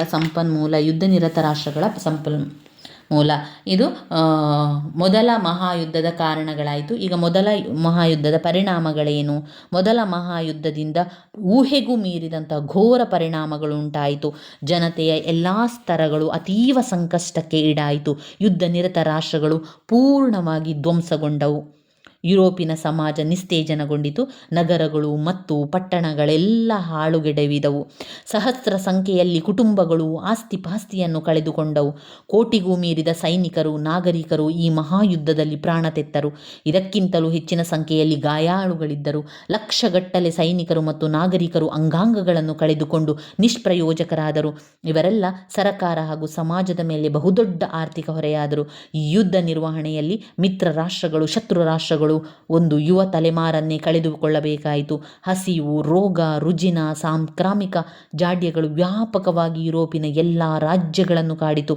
ಆರ್ಥಿಕ ಪರಿಸ್ಥಿತಿ ಹದಗೆಟ್ಟಿದ್ದರಿಂದ ಸರಕಾರಗಳು ನಿಸ್ತೇಜನಗೊಂಡು ನಾಗರಿಕರನ್ನು ಹಸಿವು ನೀರಡಿಕೆಗಳಿಂದ ರಕ್ಷಿಸುವುದು ಒಂದು ಬಹುದೊಡ್ಡ ಸವಾಲಾಯಿತು. ನೋಡಿ, ಯುದ್ಧದ ಪರಿಣಾಮ ಏನಾಯ್ತಂತ ಹೇಳಿದರೆ, ಕೆಲವೊಂದು ಇಮ್ಯಾಜಿನೇಷನನ್ನು ಮಾಡ್ಕೊಳ್ಳಿ. ಒಂದು ಯುದ್ಧ ಅಂತ ಬಂದಾಗ ಅಲ್ಲಿ ಸಂಪೂರ್ಣ ಹಾಳಾಗಿರುವಂಥದ್ದು ನಮಗೆ ಕಾಣ್ತದೆ. ಮೊದಲಿಗೆ ಕಾಣುವಂಥದ್ದು ಸಾವು, ನೋವು, ಕಷ್ಟ, ಕಿರುಚುವಂಥದ್ದು. ಅಲ್ಲಿ ಅನೇಕ ಸೈನಿಕರು ಮರಣ ಹೊಂದಿದ್ದಾರೆ. ಅನೇಕ ಸೈನಿಕರು ತಮ್ಮ ಅಂಗಾಂಗಗಳನ್ನು ಕಳೆದುಕೊಂಡಿದ್ದಾರೆ. ಒಬ್ಬರು ಕೈ ಕಳೆದುಕೊಂಡಿದ್ದಾರೆ, ಕಾಲು ಕಳೆದುಕೊಂಡಿದ್ದಾರೆ, ಅಂಗಾಂಗಗಳನ್ನು ಕಳೆದುಕೊಂಡಿದ್ದಾರೆ. ಇನ್ನು ಸೈನಿಕರ ಕುಟುಂಬ ಎಲ್ಲ ನಾಶ ಆಗಿದೆ. ನಗರಗಳು, ಹಳ್ಳಿಗಳು ಎಲ್ಲ ಧ್ವಂಸವಾಗಿದೆ. ಅಲ್ಲಿ ಪ್ರಾಣಿ ಪಕ್ಷಿಗಳೆಲ್ಲ ಮರಣ ಹೊಂದಿದ್ದಾರೆ. ಯುದ್ಧದ ಪರಿಕರಗಳೆಲ್ಲ ನಾಶ ಹೊಂದಿದೆ. ಸಂಸ್ಕೃತಿ ಹಾಳಾಗಿದೆ. ಅವರ ಒಂದು ಸಂಪ್ರದಾಯಗಳೆಲ್ಲ ಧ್ವಂಸ ಆಗಿದೆ. ಜನರು ಒಂದು ಯುವ ಪೀಳಿಗೆಯೇ ಕಳೆದುಕೊಂಡಿದ್ದಾರೆ. ಸೈನಿಕರು, ನಾಗರಿಕರು ಅಂಗಾಂಗ ಕಳೆದುಕೊಂಡಿದ್ದಾರೆ. ನಗರ ಪಟ್ಟಣಗಳೆಲ್ಲ ಹಾಳಾಗಿ ಹೋಗಿದೆ, ಧ್ವಂಸವಾಗಿದೆ. ಇದನ್ನೆಲ್ಲ ನಾವು ಯುದ್ಧದ ಪರಿಣಾಮದಲ್ಲಿ ಹಾಕ್ತಾ ಹೋದ್ರಾಯಿತು. ನಂತರ ಬರುವಂಥದ್ದು 5 ಅಂಕದ ಪ್ರಶ್ನೆ, ವರ್ಸೆಲ್ ಒಪ್ಪಂದ. ಯುದ್ಧ ನೌಕೆಗಳನ್ನು ಮಿತ್ರ ರಾಷ್ಟ್ರಗಳ ವಶಕ್ಕೆ ನೀಡಬೇಕಾಯಿತು. ಈ ಷರತ್ತುಗಳನ್ನು ಉಲ್ಲಂಘಿಸಿದರೆ ಪುನಃ ಯುದ್ಧಕ್ಕೆ ಸಿದ್ಧವಾಗುವಂತೆ ಜರ್ಮನಿಗೆ ಅಂತಿಮ ಎಚ್ಚರಿಕೆಯನ್ನು ನೀಡಲಾಯಿತು. ಇದುವೇ ವರ್ಸೆಲ್ ಒಪ್ಪಂದ. ಪ್ಯಾರಿಸ್ನ ಶಾಂತಿ ಸಮ್ಮೇಳನ, ಭೂಪ್ರದೇಶಗಳ ಹೊಂದಾಣಿಕೆ, ಪರಿಹಾರ ಮತ್ತು ನಿಶಸ್ತೀಕರಣ, ಒಪ್ಪಂದದ ಬಗೆಗೆ ಅಭಿಪ್ರಾಯಗಳು. ಅವಷ್ಟರಲ್ಲಿ ನಾವು ಅಷ್ಟನ್ನು ಓದಿದರೆ ಸಾಕು ಸ್ನೇಹಿತರೆ. ಇನ್ನು ಯಾವುದನ್ನು ಓದ್ಕೊಳ್ಬೇಕು, ಯಾವುದು ಬಂದಿದೆ? ಹಳೆಯ ಪ್ರಶ್ನೆ ಪತ್ರಿಕೆ ನೀವು ನೋಡಿದರೆ ಪದೇ ಪದೇ ರಿಪೀಟ್ ಆಗಿರ್ತದೆ ಪ್ರಶ್ನೆಗಳು. ಅದನ್ನೇ ನಾವು ಓದ್ಕೊಳ್ಬೇಕು. ಇಲ್ಲಿ ಒಂದು 5 ಅಂಕಕ್ಕೆ ಪ್ರಶ್ನೆಯನ್ನು ನೀವು ನಾನು ಫಸ್ಟಿಗೆ ಪ್ರಶ್ನೆ ಪತ್ರಿಕೆಯಲ್ಲಿ ತೋರಿಸಿದ್ದೆ ನೋಡಿ, ಅದರಲ್ಲಿ ಬಂದಿದೆ ನೋಡಿ, ಕರ್ಫ್ಯೂ ಬಿಕ್ಕಟ್ಟು. ಗ್ರೀಕ್ ಮತ್ತು ಅಲ್ಬೇನಿಯಾ, ಪುಟ ಸಂಖ್ಯೆ 270ರಲ್ಲಿದೆ. ಇದನ್ನು ಸರಿಯಾಗಿ ಓದ್ಕೊಳ್ಳಿ ನೀವು. ಪುಟ ಸಂಖ್ಯೆ 270ರಲ್ಲಿ ಕರ್ಫ್ಯೂ ಬಿಕ್ಕಟ್ಟು. ಗ್ರೀಸ್ ಮತ್ತು ಅಲ್ಬೇನಿಯಾ ಮಧ್ಯೆ ಕೆಲವು ಗಡಿಭಾಗಕ್ಕೆ ಸಂಬಂಧಿಸಿದಂತೆ 2 ರಾಷ್ಟ್ರಗಳ ನಡುವೆ ಬಿಕ್ಕಟ್ಟು ಉಂಟಾಗಿತ್ತು. ಈ 2 ರಾಷ್ಟ್ರಗಳು ಈ ಗಡಿ ತಕರಾರನ್ನು ಬಗೆಹರಿಸಲು ರಾಷ್ಟ್ರಸಂಘಕ್ಕೆ ಮನವಿಯನ್ನು ಕೂಡ ಸಲ್ಲಿಸ್ತಾರೆ. ರಾಷ್ಟ್ರಸಂಘ ಈ ಗಡಿ ಸಮಸ್ಯೆಯನ್ನು ಬಗೆಹರಿಸಲು ನಿಯಮ ಅನುಸಾರವಾಗಿ ಒಂದು ಆಯೋಗವನ್ನು ರಚಿಸಿ ಈ ಸಮಸ್ಯೆಯ ಬಗ್ಗೆ ಅಧ್ಯಯನವನ್ನು ನಡೆಸಿ ವರದಿಯನ್ನು ಸಲ್ಲಿಸಲು ಸೂಚಿಸುತ್ತಾರೆ. ಈ ಆಯೋಗ ವಿವಾದಾಸ್ಪದವಾದ ಗಡಿ ಪ್ರದೇಶದಲ್ಲಿ ಅಧ್ಯಯನವನ್ನು ನಡೆಸುತ್ತಿದ್ದ ಸಂದರ್ಭದಲ್ಲಿ ಅನಾಮಿಕನೊಬ್ಬನು ಆಯೋಗದ 4 ಸದಸ್ಯರನ್ನು ಹತ್ಯೆಗೈದನು. ಈ 4 ಆಯೋಗದ ಸದಸ್ಯರು ಇಟಲಿಯ ನಾಗರಿಕರಾಗಿದ್ದರು. ಈ ಮಧ್ಯೆ ಇಟಲಿಯಲ್ಲಿ ಮುಸೋಲಿನಿ ಕಾರಾಗೃಹಣ ಮಾಡಿದ್ದ ಬೆನಿಟೋ ಮುಸೋಲಿನಿ ಹೊರ ಪ್ರಪಂಚಕ್ಕೆ ಇಟಲಿಯ ಪ್ರಾಮುಖ್ಯತೆಯನ್ನು ಮನದಟ್ಟು ಮಾಡಲು ನಿಶ್ಚಯಿಸಿದನು. 4 ಆಯೋಗದ ಸದಸ್ಯರ ಹತ್ಯೆ ಅವನಿಗೊಂದು ಅವಕಾಶ ಕಲ್ಪಿಸಿತು. ಆಯೋಗದ ಸದಸ್ಯರ ಹತ್ಯೆಯಲ್ಲಿ ಗ್ರೀಸ್ ಸರಕಾರದ ಕೈವಾಡವಿದೆ ಎಂದು ಆರೋಪಿಸಿದ ಮುಸೋಲಿನಿ ತಕ್ಷಣ ಕಾರಣ ಕೇಳಿ ಒಂದು ಅಂತಿಮ ಎಚ್ಚರಿಕೆಯನ್ನು ಗ್ರೀಸ್ ಸರಕಾರಕ್ಕೆ ರವಾನಿಸಿದರು. ನಿಗದಿತ ಸಮಯದಲ್ಲಿ ಉತ್ತರ ಬಾರದಿರಲು ಇಟಲಿಯ ನೌಕಾದಳವನ್ನು ಗ್ರೀಸ್ ಸಮುದ್ರ ತೀರಕ್ಕೆ ಕಳುಹಿಸಿ ಕರ್ಫ್ಯೂ ದ್ವೀಪವನ್ನು ನಾಶಪಡಿಸಿಕೊಂಡನು. ಇಟಲಿಯ ವಿರುದ್ಧ ಯಾವುದೇ ಕ್ರಮ ವಹಿಸಿದರೆ ರಾಷ್ಟ್ರಸಂಘದ ಸದಸ್ಯತ್ವವನ್ನು ತ್ಯಜಿಸುವುದಾಗಿ ಬೆದರಿಕೆಯನ್ನು ಹಾಕಿದನು. ಇಟಲಿ ಒಂದು ಪ್ರಮುಖ ರಾಷ್ಟ್ರವಾಗಿದ್ದು ರಾಷ್ಟ್ರಸಂಘದ ಪರಿಷತ್ತಿನಲ್ಲಿ ಕಾಯಂ ಸ್ಥಾನವನ್ನು ಪಡೆದಿದ್ದದ್ದು ಈ ಒಂದು ಸಂದರ್ಭದಲ್ಲಿ ನಾವು ಪರಿಗಣಿಸಬೇಕು. ಯಾವ ರೀತಿ ಒಂದು ಕರ್ಫ್ಯೂ ಎನ್ನುವಂತಹ ಜಾಗ ದ್ವೀಪ ಇದೆಯಲ್ಲ ಅದನ್ನು ನಾಶ ಮಾಡಿದರು, ವಶಪಡಿಸಿಕೊಂಡ್ರು ಎನ್ನುವ ಒಂದು ಕಾರಣ ನಮಗೆ ಗೊತ್ತಾಗ್ತದೆ. ಇಷ್ಟು ವಿಚಾರವನ್ನು ಇಟ್ಕೊಂಡು ನಾವು 5 ಅಂಕಕ್ಕೆ ಬರಿತಾ ಹೋಗ್ಬೋದು. ಇನ್ನಷ್ಟು ಅದರಲ್ಲಿ ಸರಿಯಾಗಿ ಓದ್ಕೊಳ್ಬೇಕು ಅಂತಂದರೆ ಅದನ್ನು ಒಮ್ಮೆ ಸರಿಯಾಗಿ ಓದ್ಕೊಳ್ಳಿ. 5 ಅಂಕಕ್ಕೆ ಈ ರೀತಿಯಾಗಿ ನಡುವಲ್ಲಿರುವಂಥ ವಿಚಾರವನ್ನೇ ಅವರು ಕೊಡುವಂಥದ್ದು. ನಾವು ಅದರಿಂದ ಕೆಲವೊಂದನ್ನು ನೋಡ್ಕೊಳ್ಳಿ, ಇನ್ನು ಕೆಲವೊಂದನ್ನು ನಿಮಗೆ ಏನು ವಿವರಿಸಲಿಕ್ಕೆ ಸಾಧ್ಯವೋ ಅದನ್ನೇ ವಿವರಿಸ್ತಾ ಹೋಗಿ. ಅದಕ್ಕೆ ಸಂಬಂಧಪಟ್ಟಂತೆ ಅಥವಾ ಅದಕ್ಕೆ ರಿಲೇಟ್ ಆಗಿರುವಂಥ ಯಾವುದಾದ್ರೂ ವಿಚಾರ ನಿಮಗೆ ಗೊತ್ತಿದ್ದರೆ ಅದನ್ನೇ ಬರಿತಾ ಹೋಗಿ. ವಾರ್ ಕಮ್ಯುನಿಸಮ್ ಒಂದು ತುರ್ತು ಕಾರ್ಯಕ್ರಮ. ವಾರ್ ಕಮ್ಯುನಿಸಮ್ ಅಂದರೆ ಏನು? ವಾರ್ ಕಮ್ಯುನಿಸಮ್ ಅಂದರೆ ಒಂದು ತುರ್ತು ಕಾರ್ಯಕ್ರಮವಾಗಿದ್ದು ಅಂತರ್ಯುದ್ಧ ಕಾಲದ ಸವಾಲುಗಳನ್ನು ಸಮರ್ಥವಾಗಿ ಎದುರಿಸಲು ಲೆನಿನ್ ಇದನ್ನು ಕಾರ್ಯರೂಪಕ್ಕೆ ತಂದನು. ವಾರ್ ಕಮ್ಯುನಿಸಮ್ ಈ ಕಾರ್ಯಕ್ರಮದ ಮೂಲಕ ವ್ಯಾಪಕ ರೀತಿಯಲ್ಲಿ ರಾಷ್ಟ್ರೀಕರಣವನ್ನು ಅನುಸರಿಸಲಾಯಿತು. ಇದೇ ಕಾರ್ಯಕ್ರಮದಲ್ಲಿ ಕಾರ್ಮಿಕರನ್ನು ಹೆಚ್ಚಿನ ಉತ್ಪಾದನೆಗೆ ಅಣಿ ಮಾಡಲಾಯಿತು. ಕೃಷಿಕರಿಂದ ಆಹಾರ ಧಾನ್ಯವನ್ನು ವಶಪಡಿಸಿಕೊಳ್ಳಲಾಯಿತು. ಇದೇ ಕಾರ್ಯಕ್ರಮದ ಅಡಿಯಲ್ಲಿ ಮೇ ತಿಂಗಳಿನಲ್ಲಿ ಆಹಾರಕ್ಕೋಸ್ಕರ ಆಂದೋಲನವನ್ನು ಪ್ರಾರಂಭಿಸಿ ಶ್ರೀಮಂತರ ಕೃಷಿಕರಿಂದ ಹೆಚ್ಚುವರಿ ಆಹಾರ ಧಾನ್ಯಗಳನ್ನು ವಶಪಡಿಸಿಕೊಂಡು ಬಡ ಕೃಷಿಕರಿಗೆ ಹಂಚಲಾಯಿತು. ಜೂನ್ನಲ್ಲಿ ಭಾರೀ ಕೈಗಾರಿಕೆಗಳನ್ನು ರಾಷ್ಟ್ರೀಕರಣಗೊಳಿಸಲಾಯಿತು. ಆದರೆ ಅನೇಕ ರಂಗಗಳಲ್ಲಿ ವಾರ್ ಕಮ್ಯುನಿಸಮ್ ಕಾರ್ಯಕ್ರಮ ಉದ್ದೇಶಿತ ಗುರಿಯನ್ನು ಮುಟ್ಟಲಿಲ್ಲ. ಪ್ರಮುಖವಾಗಿ ಕೃಷಿ ಉತ್ಪಾದನೆ 50% ಕಡಿಮೆಯಾಯಿತು. ಅದೇ ರೀತಿ ಕೈಗಾರಿಕಾ ಉತ್ಪಾದನೆಯಲ್ಲೂ ಗಮನಾರ್ಹವಾದ ಇಳಿತ ಉಂಟಾಯಿತು. ರಷ್ಯಾದ ಹಣ ರೂಬಲ್ನ ಮೌಲ್ಯ ತೀವ್ರವಾದ ಅವನತಿಗೆ ಒಳಗಾಯಿತು. ರೂಬಲ್ಗೆ ಮೌಲ್ಯವಿಲ್ಲದಂತಾಯಿತು. ವ್ಯಾರ್ ಕಮ್ಯುನಿಸಮ್ ಕಾಲದಲ್ಲಿ ಕೃಷಿಕರ ಮತ್ತು ಕಾರ್ಮಿಕರ ಕಷ್ಟಗಳು ಹಾಗೂ ಸಮಸ್ಯೆಗಳು ದ್ವಿಗುಣಗೊಂಡವು. ಆದ್ದರಿಂದ ಅಂತರ್ಯುದ್ಧ ಕೊನೆಗೊಂಡ ತಕ್ಷಣದಲ್ಲಿ ಲೆನಿನ್ ವ್ಯಾರ್ ಕಮ್ಯುನಿಸಮ್ ಕಾರ್ಯಕ್ರಮಗಳನ್ನು ಕೊನೆಗೊಳಿಸಿದನು. 5 ಅಂಕಕ್ಕೆ ಕೇಳುವಂತಹ ಪ್ರಶ್ನೆ ಸ್ನೇಹಿತರೆ ಅದು. ಸ್ಟಾಲಿನ್ನ ವಿದೇಶಾಂಗ ನೀತಿ 15 ಅಂಕಕ್ಕೆ ಬಂದಿದೆ. ಅದರಲ್ಲಿ ಧನ ಸಹಾಯ ಸಾಮಗ್ರಿಗಳನ್ನು ಓದ್ಕೊಳ್ಳಿ, ಯಾಕಂದರೆ ಇದರಲ್ಲಿ ಪಾಯಿಂಟ್ಸ್ ರೀತಿಯಲ್ಲಿಲ್ಲ, ನಾವೇ ಒಂದು ಸ್ವಲ್ಪ ಓದ್ಕೊಂಡು. ಶಾಂತಿ ಬಯಸುವ ದೇಶವೆಂದು ಭಾವಿಸಿದ ಸ್ಟಾಲಿನ್ ಪ್ರಬಲ ನಾಯಕನಾಗಿ ರಷ್ಯಾದಲ್ಲಿ ಹೊರಹೊಮ್ಮಿದನು. ಸ್ಟಾಲಿನ್ ಸ್ವಾಭಾವಿಕವಾಗಿ ಜರ್ಮನಿಯನ್ನು ಓಲೈಸಲು ಪ್ರಯತ್ನಿಸಿದನು. ಯುದ್ಧ ಕಾಲದಲ್ಲಿ ಅಮೇರಿಕ ಅಪಾರವಾದ ಧನ ಸಹಾಯ ಯುದ್ಧ ಸಾಮಗ್ರಿಗಳನ್ನು ರಷ್ಯಕ್ಕೆ ನೀಡಿತು. ಎಲ್ಲ ಕಾರಣಗಳನ್ನು ಅದರಲ್ಲಿ ನಾವು ಬರಿತಾ ಹೋಗಬೇಕು ಸ್ನೇಹಿತರೆ. ಇನ್ನು ಬರುವಂಥದ್ದು ಮುಖ್ಯವಾದ ಪ್ರಶ್ನೆ ಯಾವುದಿದೆ? ಮುಸೋಲಿನಿ 5 ಅಂಕಕ್ಕೆ ಕೇಳಿದ್ದಾರೆ. ಮುಸೋಲಿನಿ ಅಂದರೆ ಯಾರು? ಬೆನಿಟ್ಟೋ ಮುಸೋಲಿನಿಯ ಏಳಿಗೆ 20ನೇ ಶತಮಾನದ ಒಂದು ಅದೃಷ್ಟ ಚಮತ್ಕಾರ. ಆತ ದುರ್ಬಲ ಮತ್ತು ಚಂಚಲ ಮನಸ್ಸಿನವನು. ಅಧಿಕಾರ ಹಿಡಿಯುವುದರಲ್ಲಿ ಯಶಸ್ವಿಯಾಗುತ್ತೇನೆಂಬ ನಂಬಿಕೆ ಅವನಲ್ಲಿರಲಿಲ್ಲ. ಯಾವುದೋ ನಿರ್ದಿಷ್ಟವಾದ ರಾಜಕೀಯ ಮತ್ತು ಸಾಮಾಜಿಕ ಸಿದ್ಧಾಂತದಲ್ಲಿ ಅವನು ನಿಷ್ಠೆಯನ್ನು ಹೊಂದಿರಲಿಲ್ಲ. ಸಂದರ್ಭಕ್ಕೆ ಅನುಸಾರವಾಗಿ ಮುಸೋಲಿನಿ ತನ್ನ ನಿಲುವನ್ನು ಬದಲಾಯಿಸಿದನು. ಪ್ರಾರಂಭದಲ್ಲಿ ಸಮಾಜವಾದದಲ್ಲಿ ನಿಷ್ಠೆ ಹೊಂದಿದ್ದು ಯುದ್ಧವನ್ನು ವಿರೋಧಿಸಿದನು. ಯುದ್ಧ ಪ್ರಾರಂಭವಾದ ನಂತರ ತನ್ನ ರಾಜಕೀಯ ನಿಷ್ಠೆಯನ್ನು ಬದಲಾಯಿಸಿ ಯುದ್ಧ ಪ್ರಯತ್ನಗಳ ಸಂಪೂರ್ಣ ಬೆಂಬಲವನ್ನು ನೀಡಿದ. ಸಮಯ ಸಾಧಕನಾದ ಈತ ಉತ್ತಮ ವಾಗ್ಮಿಯಾಗಿದ್ದನು. ಇದನ್ನು ಸಾಧನವನ್ನಾಗಿ ಬಳಸಿಕೊಂಡು ಜನಸಾಮಾನ್ಯರ ವಿಶ್ವಾಸವನ್ನು ಗಳಿಸಿದ. ಯುದ್ಧಾನಂತರದ ಪರಿಸ್ಥಿತಿಯ ಪ್ರಯೋಜನವನ್ನು ಪಡೆದು ಯುದ್ಧಕ್ಕೆ ಬೆಂಬಲ ನೀಡಿದ್ದ ಗುಂಪುಗಳು, ನಿವೃತ್ತ ಸೈನಿಕರು, ಕಮ್ಯುನಿಸ್ಟ್ ವಿರೋಧಿಗಳನ್ನು ಒಟ್ಟುಗೂಡಿಸಿ ತನ್ನದೇ ಆದ ಒಂದು ಹೋರಾಟದ ಗುಂಪನ್ನು ನಿರ್ಮಾಣ ಮಾಡಿ ಇದು ಫ್ಯಾಸಿಸ್ಟ್ ಪಕ್ಷದ ಪ್ರಾರಂಭವೆನ್ನಬಹುದು. ಇವನು ಮುಸೋಲಿನಿ. 5 ಅಂಕಕ್ಕೆ ಕೇಳಿರುವಂಥ ಪ್ರಶ್ನೆ ಸ್ನೇಹಿತರೆ ಅದು. ರಾಜಿ ಸಿದ್ಧಾಂತ ಅಂದ್ರೇನು? ರಾಜಿ ಸಿದ್ಧಾಂತ ಅಂದರೆ ಹಿಟ್ಲರ್ ಪ್ರಚುರಗೊಳಿಸಿದಂತಹ ನಾಜಿ ಸಿದ್ಧಾಂತ. ಹಿಟ್ಲರ್ ಪ್ರಚುರಗೊಳಿಸಿದ ನಾಜಿ ಸಿದ್ಧಾಂತ ಒಂದು ಅಪಕ್ವ ಸಿದ್ಧಾಂತ. ಅದು ಪಕ್ವವಾದಂತಹ ಸಿದ್ಧಾಂತವಾಗಿರಲಿಲ್ಲ, ಅದು ಅಪಕ್ವ ಸಿದ್ಧಾಂತವಾಗಿತ್ತು. ಜರ್ಮನ್ ಸಂಗೀತಗಾರ ವ್ಯಾಗ್ನರ್ ರಮ್ಯತೆ ಡಾರ್ವಿನ್ನ ಸಿದ್ಧಾಂತ, ನಿಶೆಯ ಚಿಂತನೆಗಳನ್ನು ಒಳಗೊಂಡ ನಾಜಿ ಸಿದ್ಧಾಂತ ಅನೇಕ ನ್ಯೂನತೆಗಳ ಗೂಡಾಗಿತ್ತು. ನಿಶೆ ತನ್ನ ಚಿಂತನೆಯಲ್ಲಿ ಶ್ರೇಷ್ಠ ವ್ಯಕ್ತಿ ಎಲ್ಲ ಅಧಿಕಾರಗಳನ್ನು ಕೇಂದ್ರೀಕರಿಸಿಕೊಳ್ಳಲು ಎಲ್ಲ ವಿರೋಧಗಳನ್ನು ಹತ್ತಿಕ್ಕಬೇಕೆಂಬ ವಾದವನ್ನು ಪ್ರತಿಪಾದಿಸಿದನು. ನಿಶೆ ನಾಜಿ ಸಿದ್ಧಾಂತದ ಮೇಲೆ ಅಪಾರವಾದ ಪ್ರಭಾವವನ್ನು ಬೀರಿದನು. ಪ್ರಕೃತಿ ಎಲ್ಲ ಮಾನವನ ಜನಾಂಗಗಳನ್ನು ಒಂದೇ ರೀತಿಯಲ್ಲಿ ಸೃಷ್ಟಿಸಿಲ್ಲ, ಮೇಲು ಕೀಳು ಎಂಬುದು ಸಹಜ ಎನ್ನುತ್ತದೆ ನಾಜಿ ಸಿದ್ಧಾಂತ. ನಾಜಿ ಸಿದ್ಧಾಂತದ ಪ್ರಕಾರ ಆರ್ಯ ಜನಾಂಗ ಇತರ ಎಲ್ಲ ಜನಾಂಗಗಳಿಗಿಂತ ಶ್ರೇಷ್ಠವಾದುದು. ಗಣ್ಯ ಪ್ರಜ್ಞೆ ಸಿದ್ಧಾಂತದಲ್ಲಿ ಹಿಟ್ಲರ್ ನಂಬಿಕೆ ಇರಿಸಿದ್ದನು. ಆರ್ಯ ಜನಾಂಗದಲ್ಲಿ ಜರ್ಮನ್ನರು ಶ್ರೇಷ್ಠರು, ಜರ್ಮನ್ನರಿನಲ್ಲಿ ನಾಜಿಗಳು ಶ್ರೇಷ್ಠರು ಎಂಬ ವಾದವನ್ನು ಮುಂದೊಡ್ಡಲಾಯಿತು.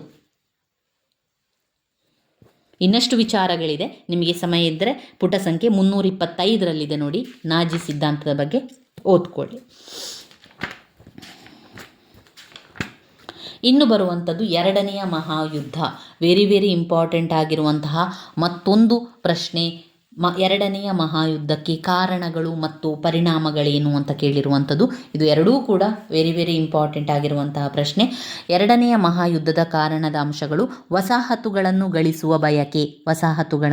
ಗಳಿಸುವ ಬಯಕೆ, ರಾಷ್ಟ್ರೀಯತೆ ಮತ್ತು ಅಲ್ಪಸಂಖ್ಯಾತರು, ಸಂಯುಕ್ತ ರಾಷ್ಟ್ರ ಸಂಘದ ವಿಫಲತೆ, ಜರ್ಮನಿಯಿಂದ ವರ್ಸೆಲ್ ಒಪ್ಪಂದದ ಉಲ್ಲಂಘನೆ, ಇಟಾಲಿಯನ್ನರ ಅತೃಪ್ತಿ, ಪೋಲೆಂಡ್ ವಿರುದ್ಧ ಆಕ್ರಮಣ. ಇನ್ನು ಯುದ್ಧದ ಪರಿಣಾಮಗಳು ನಾವೀಗಾಗಲೇ ಓದಿರುವಂತೆ ಅನೇಕ ಸಾವುಗಳು, ನೋವುಗಳು, ಅನೇಕ ಸೈನಿಕರು ಸಾವನ್ನಪ್ಪಿದ್ದಾರೆ, ಅನೇಕ ಸೈನಿಕರ ಅಂಗಾಂಗಗಳು ಕತ್ತರಿಸಿ ಹೋಗಿದೆ, ಅನೇಕ ಗಾಯಗಳು ಉಂಟಾಗಿದೆ, ಅನೇಕ ಸೈನಿಕರು ನೋವುಗಳಿಂದ ಅವರ ಕುಟುಂಬಗಳು ನಾಶವಾಗಿದೆ, ನಗರ ಪಟ್ಟಣಗಳು ಎಲ್ಲ ನಾಶವಾಗಿದೆ, ಶಸ್ತ್ರಾಸ್ತ್ರಗಳೆಲ್ಲ ನಾಶ ಆಗಿರುವಂಥದ್ದು, ಇನ್ನು ಅಲ್ಲಿನ ಒಂದು ಪ್ರಾಣಿಗಳೆಲ್ಲ ನಾಶ ಆಗಿರುವಂಥದ್ದು, ಯುದ್ಧಕ್ಕೆ ಉಪಯೋಗಿಸಿದಂತೆ ಎಲ್ಲ ವಸ್ತುಗಳು ನಾಶ ಆಗಿರುವಂಥದ್ದು, ಸಂಪತ್ತು ನಾಶ ಆಗಿರುವಂಥದ್ದು, ಪ್ರಕೃತಿ ನಾಶ ಆಗಿರುವಂಥದ್ದು ಎಲ್ಲ ಕೂಡ ಯುದ್ಧದ ಪರಿಣಾಮಗಳಿಗೆ ನೀವು ಬರಿಬೇಕಾಗ್ತದೆ. ಅದು ನೀವು ಜನರಲ್ ಆಗಿ ಬರಿತಾ ಹೋಗ್ಬೋದು. ಯುದ್ಧದಕ್ಕೆ ಕಾರಣಗಳೇನು? ಮತ್ತೊಮ್ಮೆ ಎರಡನೆಯ ಮಹಾಯುದ್ಧದ ಕಾರಣಗಳನ್ನು ತಿಳಿತಾ ಹೋಗುವ. ವಸಾಹತುಗಳನ್ನು ಗಳಿಸುವ ಬಯಕೆ,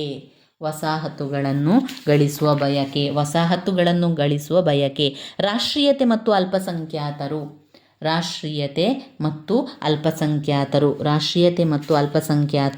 ಸಂಯುಕ್ತ ರಾಷ್ಟ್ರ ಸಂಘದ ವಿಫಲತೆ, ಜರ್ಮನಿಯಿಂದ ವರ್ಸೆಲ್ ಒಪ್ಪಂದದ ಉಲ್ಲಂಘನೆ,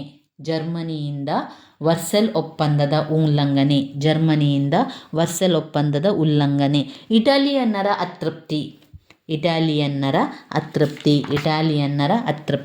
ಪೋಲೆಂಡ್ ವಿರುದ್ಧ ಆಕ್ರಮಣ.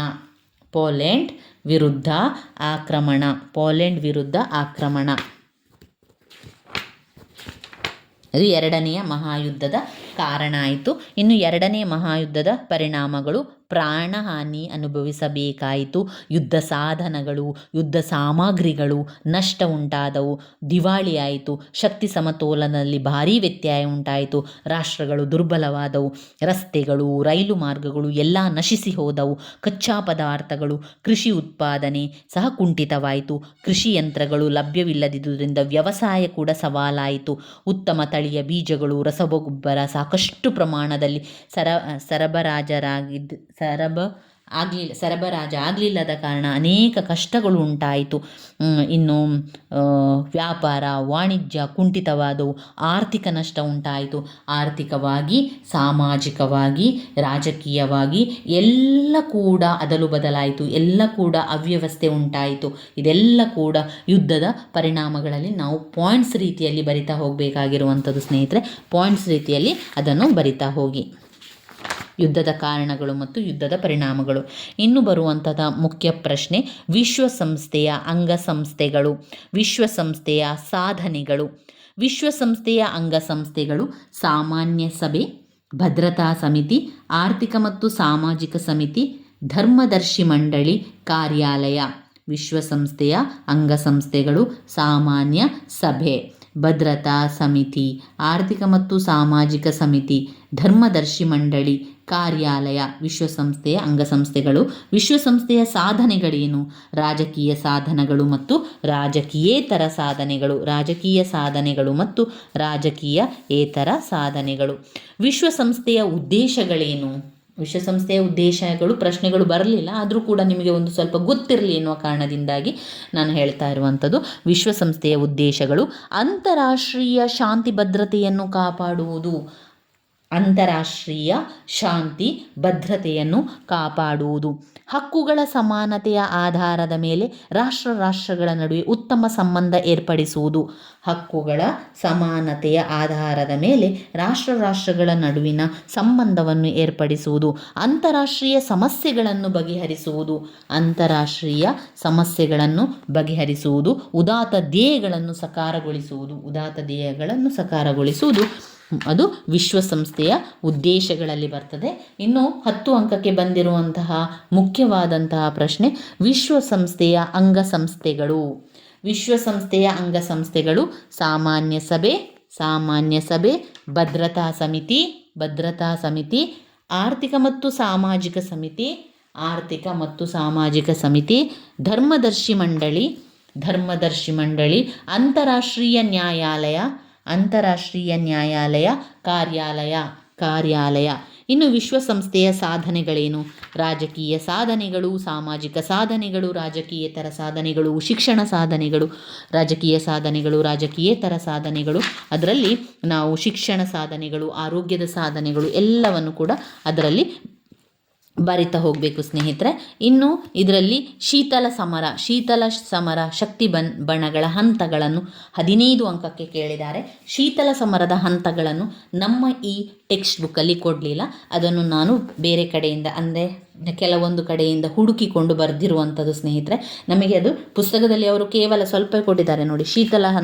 ಶೀತಲ ಸಮರದ ಹಂತಗಳು ಅಂತ ಬಂದಾಗ ಸ್ವಲ್ಪ ವಿಷಯವನ್ನು ಮಾತ್ರ ಶೀತಲ ಸಮರದ ವಿಚಾರದಲ್ಲಿ ಹೇಳಿದ್ದಾರೆ. ಯುರೋಪಿನಲ್ಲಿ ಶಸ್ತ್ರಾಸ್ತ್ರಗಳಿಲ್ಲದ ಈ ಒಂದು ಯುದ್ಧ ಶೀತಲ ಯುದ್ಧ ಅಂತ ಹೇಳುವಂಥದ್ದು. ಶೀತಲ ಸಮರದ ಹಂತಗಳನ್ನು ಕೇಳಿದ್ದಾರೆ.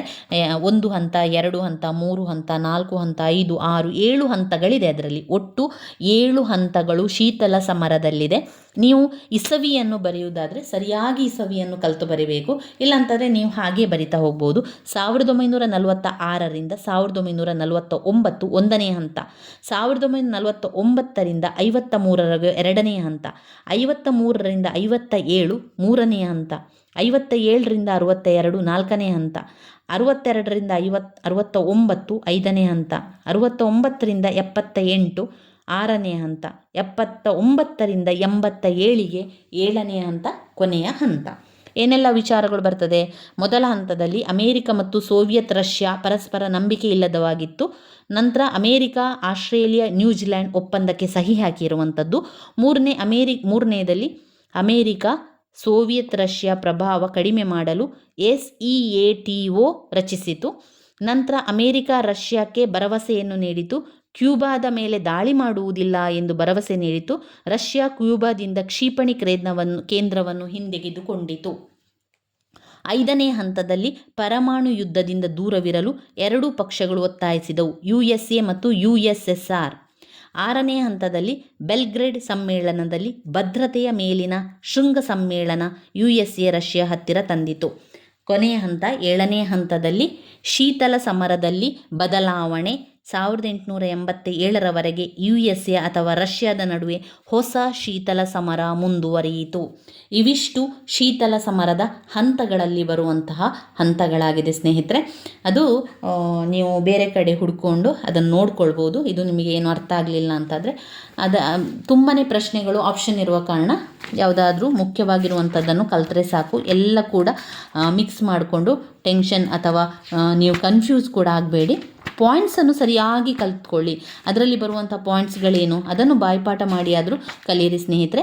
ಇನ್ನು ಬರುವಂತಹ ಒಂದು ಕೊನೆಯದಾದಂತಹ ಒಂದು ಘಟಕ ಸೋವಿಯತ್ ರಷ್ಯಾದ ವಿಘಟನೆ. 15 ಅಂಕಕ್ಕೆ ಕೇಳುವಂತಹ ಒಂದು ಪ್ರಶ್ನೆ, ಸೋವಿಯತ್ ರಷ್ಯಾದ ವಿಘಟನೆ. ಅದಕ್ಕೆ ಕಾರಣ ಆರ್ಥಿಕ ವಿಫಲತೆ, ಸೈನಿಕ ಶಕ್ತಿಯ ಕುಸಿತ, ರಾಜಕೀಯ ಬದಲಾವಣೆ, ರಾಷ್ಟ್ರೀಯತೆಯ ಪಾತ್ರ, ವಿದೇಶಾಂಗ ನೀತಿಯಲ್ಲಿ ನ್ಯೂನ್ಯತೆ, ಸೋವಿಯತ್ತಲ್ಲಿ ಒಡಕು. ಇದು ಸೋವಿಯತ್ ರಷ್ಯಾ ವಿಘಟನೆಗೆ ಕಾರಣಗಳು. ಇನ್ನೊಮ್ಮೆ ಪಾಯಿಂಟ್ಸ್ ಹೇಳ್ತಾ ಹೋಗುವ. ಆರ್ಥಿಕ ವಿಫಲತೆ, ಜೊತೆಗೆ ಹೇಳಿ, ಆರ್ಥಿಕ ವಿಫಲತೆ. ಸೈನಿಕ ಶಕ್ತಿಯ ಕುಸಿತ, ಸೈನಿಕ ಶಕ್ತಿಯ ಕುಸಿತ. ರಾಜಕೀಯ ಬದಲಾವಣೆ, ರಾಜಕೀಯ ಬದಲಾವಣೆ. ರಾಷ್ಟ್ರೀಯತೆಯ ಪಾತ್ರ, ರಾಷ್ಟ್ರೀಯತೆಯ ಪಾತ್ರ. ವಿದೇಶಾಂಗ ನೀತಿಯಲ್ಲಿ ನ್ಯೂನ್ಯತೆ, ವಿದೇಶಾಂಗ ನೀತಿಯಲ್ಲಿ ನ್ಯೂನ್ಯತೆ. ಸೋವಿಯತ್ಗಳಲ್ಲಿ ಒಡಕು, ಸೋವಿಯತ್ಗಳಲ್ಲಿ ಒಡಕು. ಸೋವಿಯತ್ ರಷ್ಯಾದ ವಿಘಟನೆಯ ಕಾರಣಗಳು. ಆರ್ಥಿಕ ವಿಫಲತೆ, ಸೈನಿಕ ಶಕ್ತಿಯ ಕುಸಿತ. ರಾಜಕೀಯ ಬದಲಾವಣೆಗಳು, ರಾಜಕೀಯ ಬದಲಾವಣೆಗಳು. ರಾಷ್ಟ್ರೀಯತೆಯ ಪಾತ್ರ, ರಾಷ್ಟ್ರೀಯತೆಯ ಪಾತ್ರ. ವಿದೇಶಾಂಗ ನೀತಿಯಲ್ಲಿ ನ್ಯೂನ್ಯತೆ, ವಿದೇಶಾಂಗ ನೀತಿಯಲ್ಲಿ ನ್ಯೂನ್ಯತೆ. ಸೋವಿಯತ್ಗಳಲ್ಲಿ ಒಡಕು, ಸೋವಿಯತ್ಗಳಲ್ಲಿ ಒಡಕು ಉಂಟಾಗಿರುವಂಥದ್ದು. ಇವಿಷ್ಟು ಅದರಲ್ಲಿ ಬರುವಂತಹ ಮುಖ್ಯವಾದಂತಹ ಕಾರಣಗಳಾಗಿದೆ. ಇವಿಷ್ಟನ್ನು ನಾವು ನೋಡಿದರೆ ಅಂತಿಮ BA ಇತಿಹಾಸ ಕೋರ್ಸ್ 4ರಲ್ಲಿ ಬರುವಂತಹ ಮುಖ್ಯವಾದಂತಹ ಪ್ರಶ್ನೆಗಳ ಪಾಯಿಂಟ್ಸ್ಗಳನ್ನು ನಾವಿವತ್ತು ಒಂದೇ ವಿಡಿಯೋದಲ್ಲಿ ಸಂಪೂರ್ಣವಾದ ಇತಿಹಾಸ ಕೋರ್ಸ್ 4ರನ್ನು ತಿಳ್ಕೊಂಡಿದ್ದೇವೆ. ಈ ಒಂದು ವಿಡಿಯೋವನ್ನು ನೀವು ನೋಡಿಕೊಂಡು ಪಾಯಿಂಟ್ಸ್ಗಳನ್ನು ಬಾಯಿಪಾಠ ಮಾಡಿ ಆದರೂ ಕಲಿಯಿರಿ ಸ್ನೇಹಿತರೆ. ಇದರಿಂದ ನಿಮಗೆ ಈ ರೀತಿ ಪಾಯಿಂಟ್ಸನ್ನು ಕಲಿಯೋದ್ರಿಂದ ಸರಿಯಾಗಿ ನೆನಪಲ್ಲಿ ಉಳಿಲಿಕ್ಕೂ ಕೂಡ ಸಹಾಯ ಆಗ್ತದೆ. ನನ್ನ ವೀಡಿಯೋಸ್ ಎಲ್ಲ ನಿಮಗೆ ಇಷ್ಟ ಆಗ್ತಾ ಇದ್ದರೆ ಲೈಕ್ ಕೊಡಿ, ಶೇರ್ ಮಾಡಿ, ಹಾಗೆ ಸಬ್ಸ್ಕ್ರೈಬ್ ಮಾಡಲಿಕ್ಕೆ ಮರಿಬೇಡಿ ಸ್ನೇಹಿತರೆ. ಧನ್ಯವಾದಗಳು.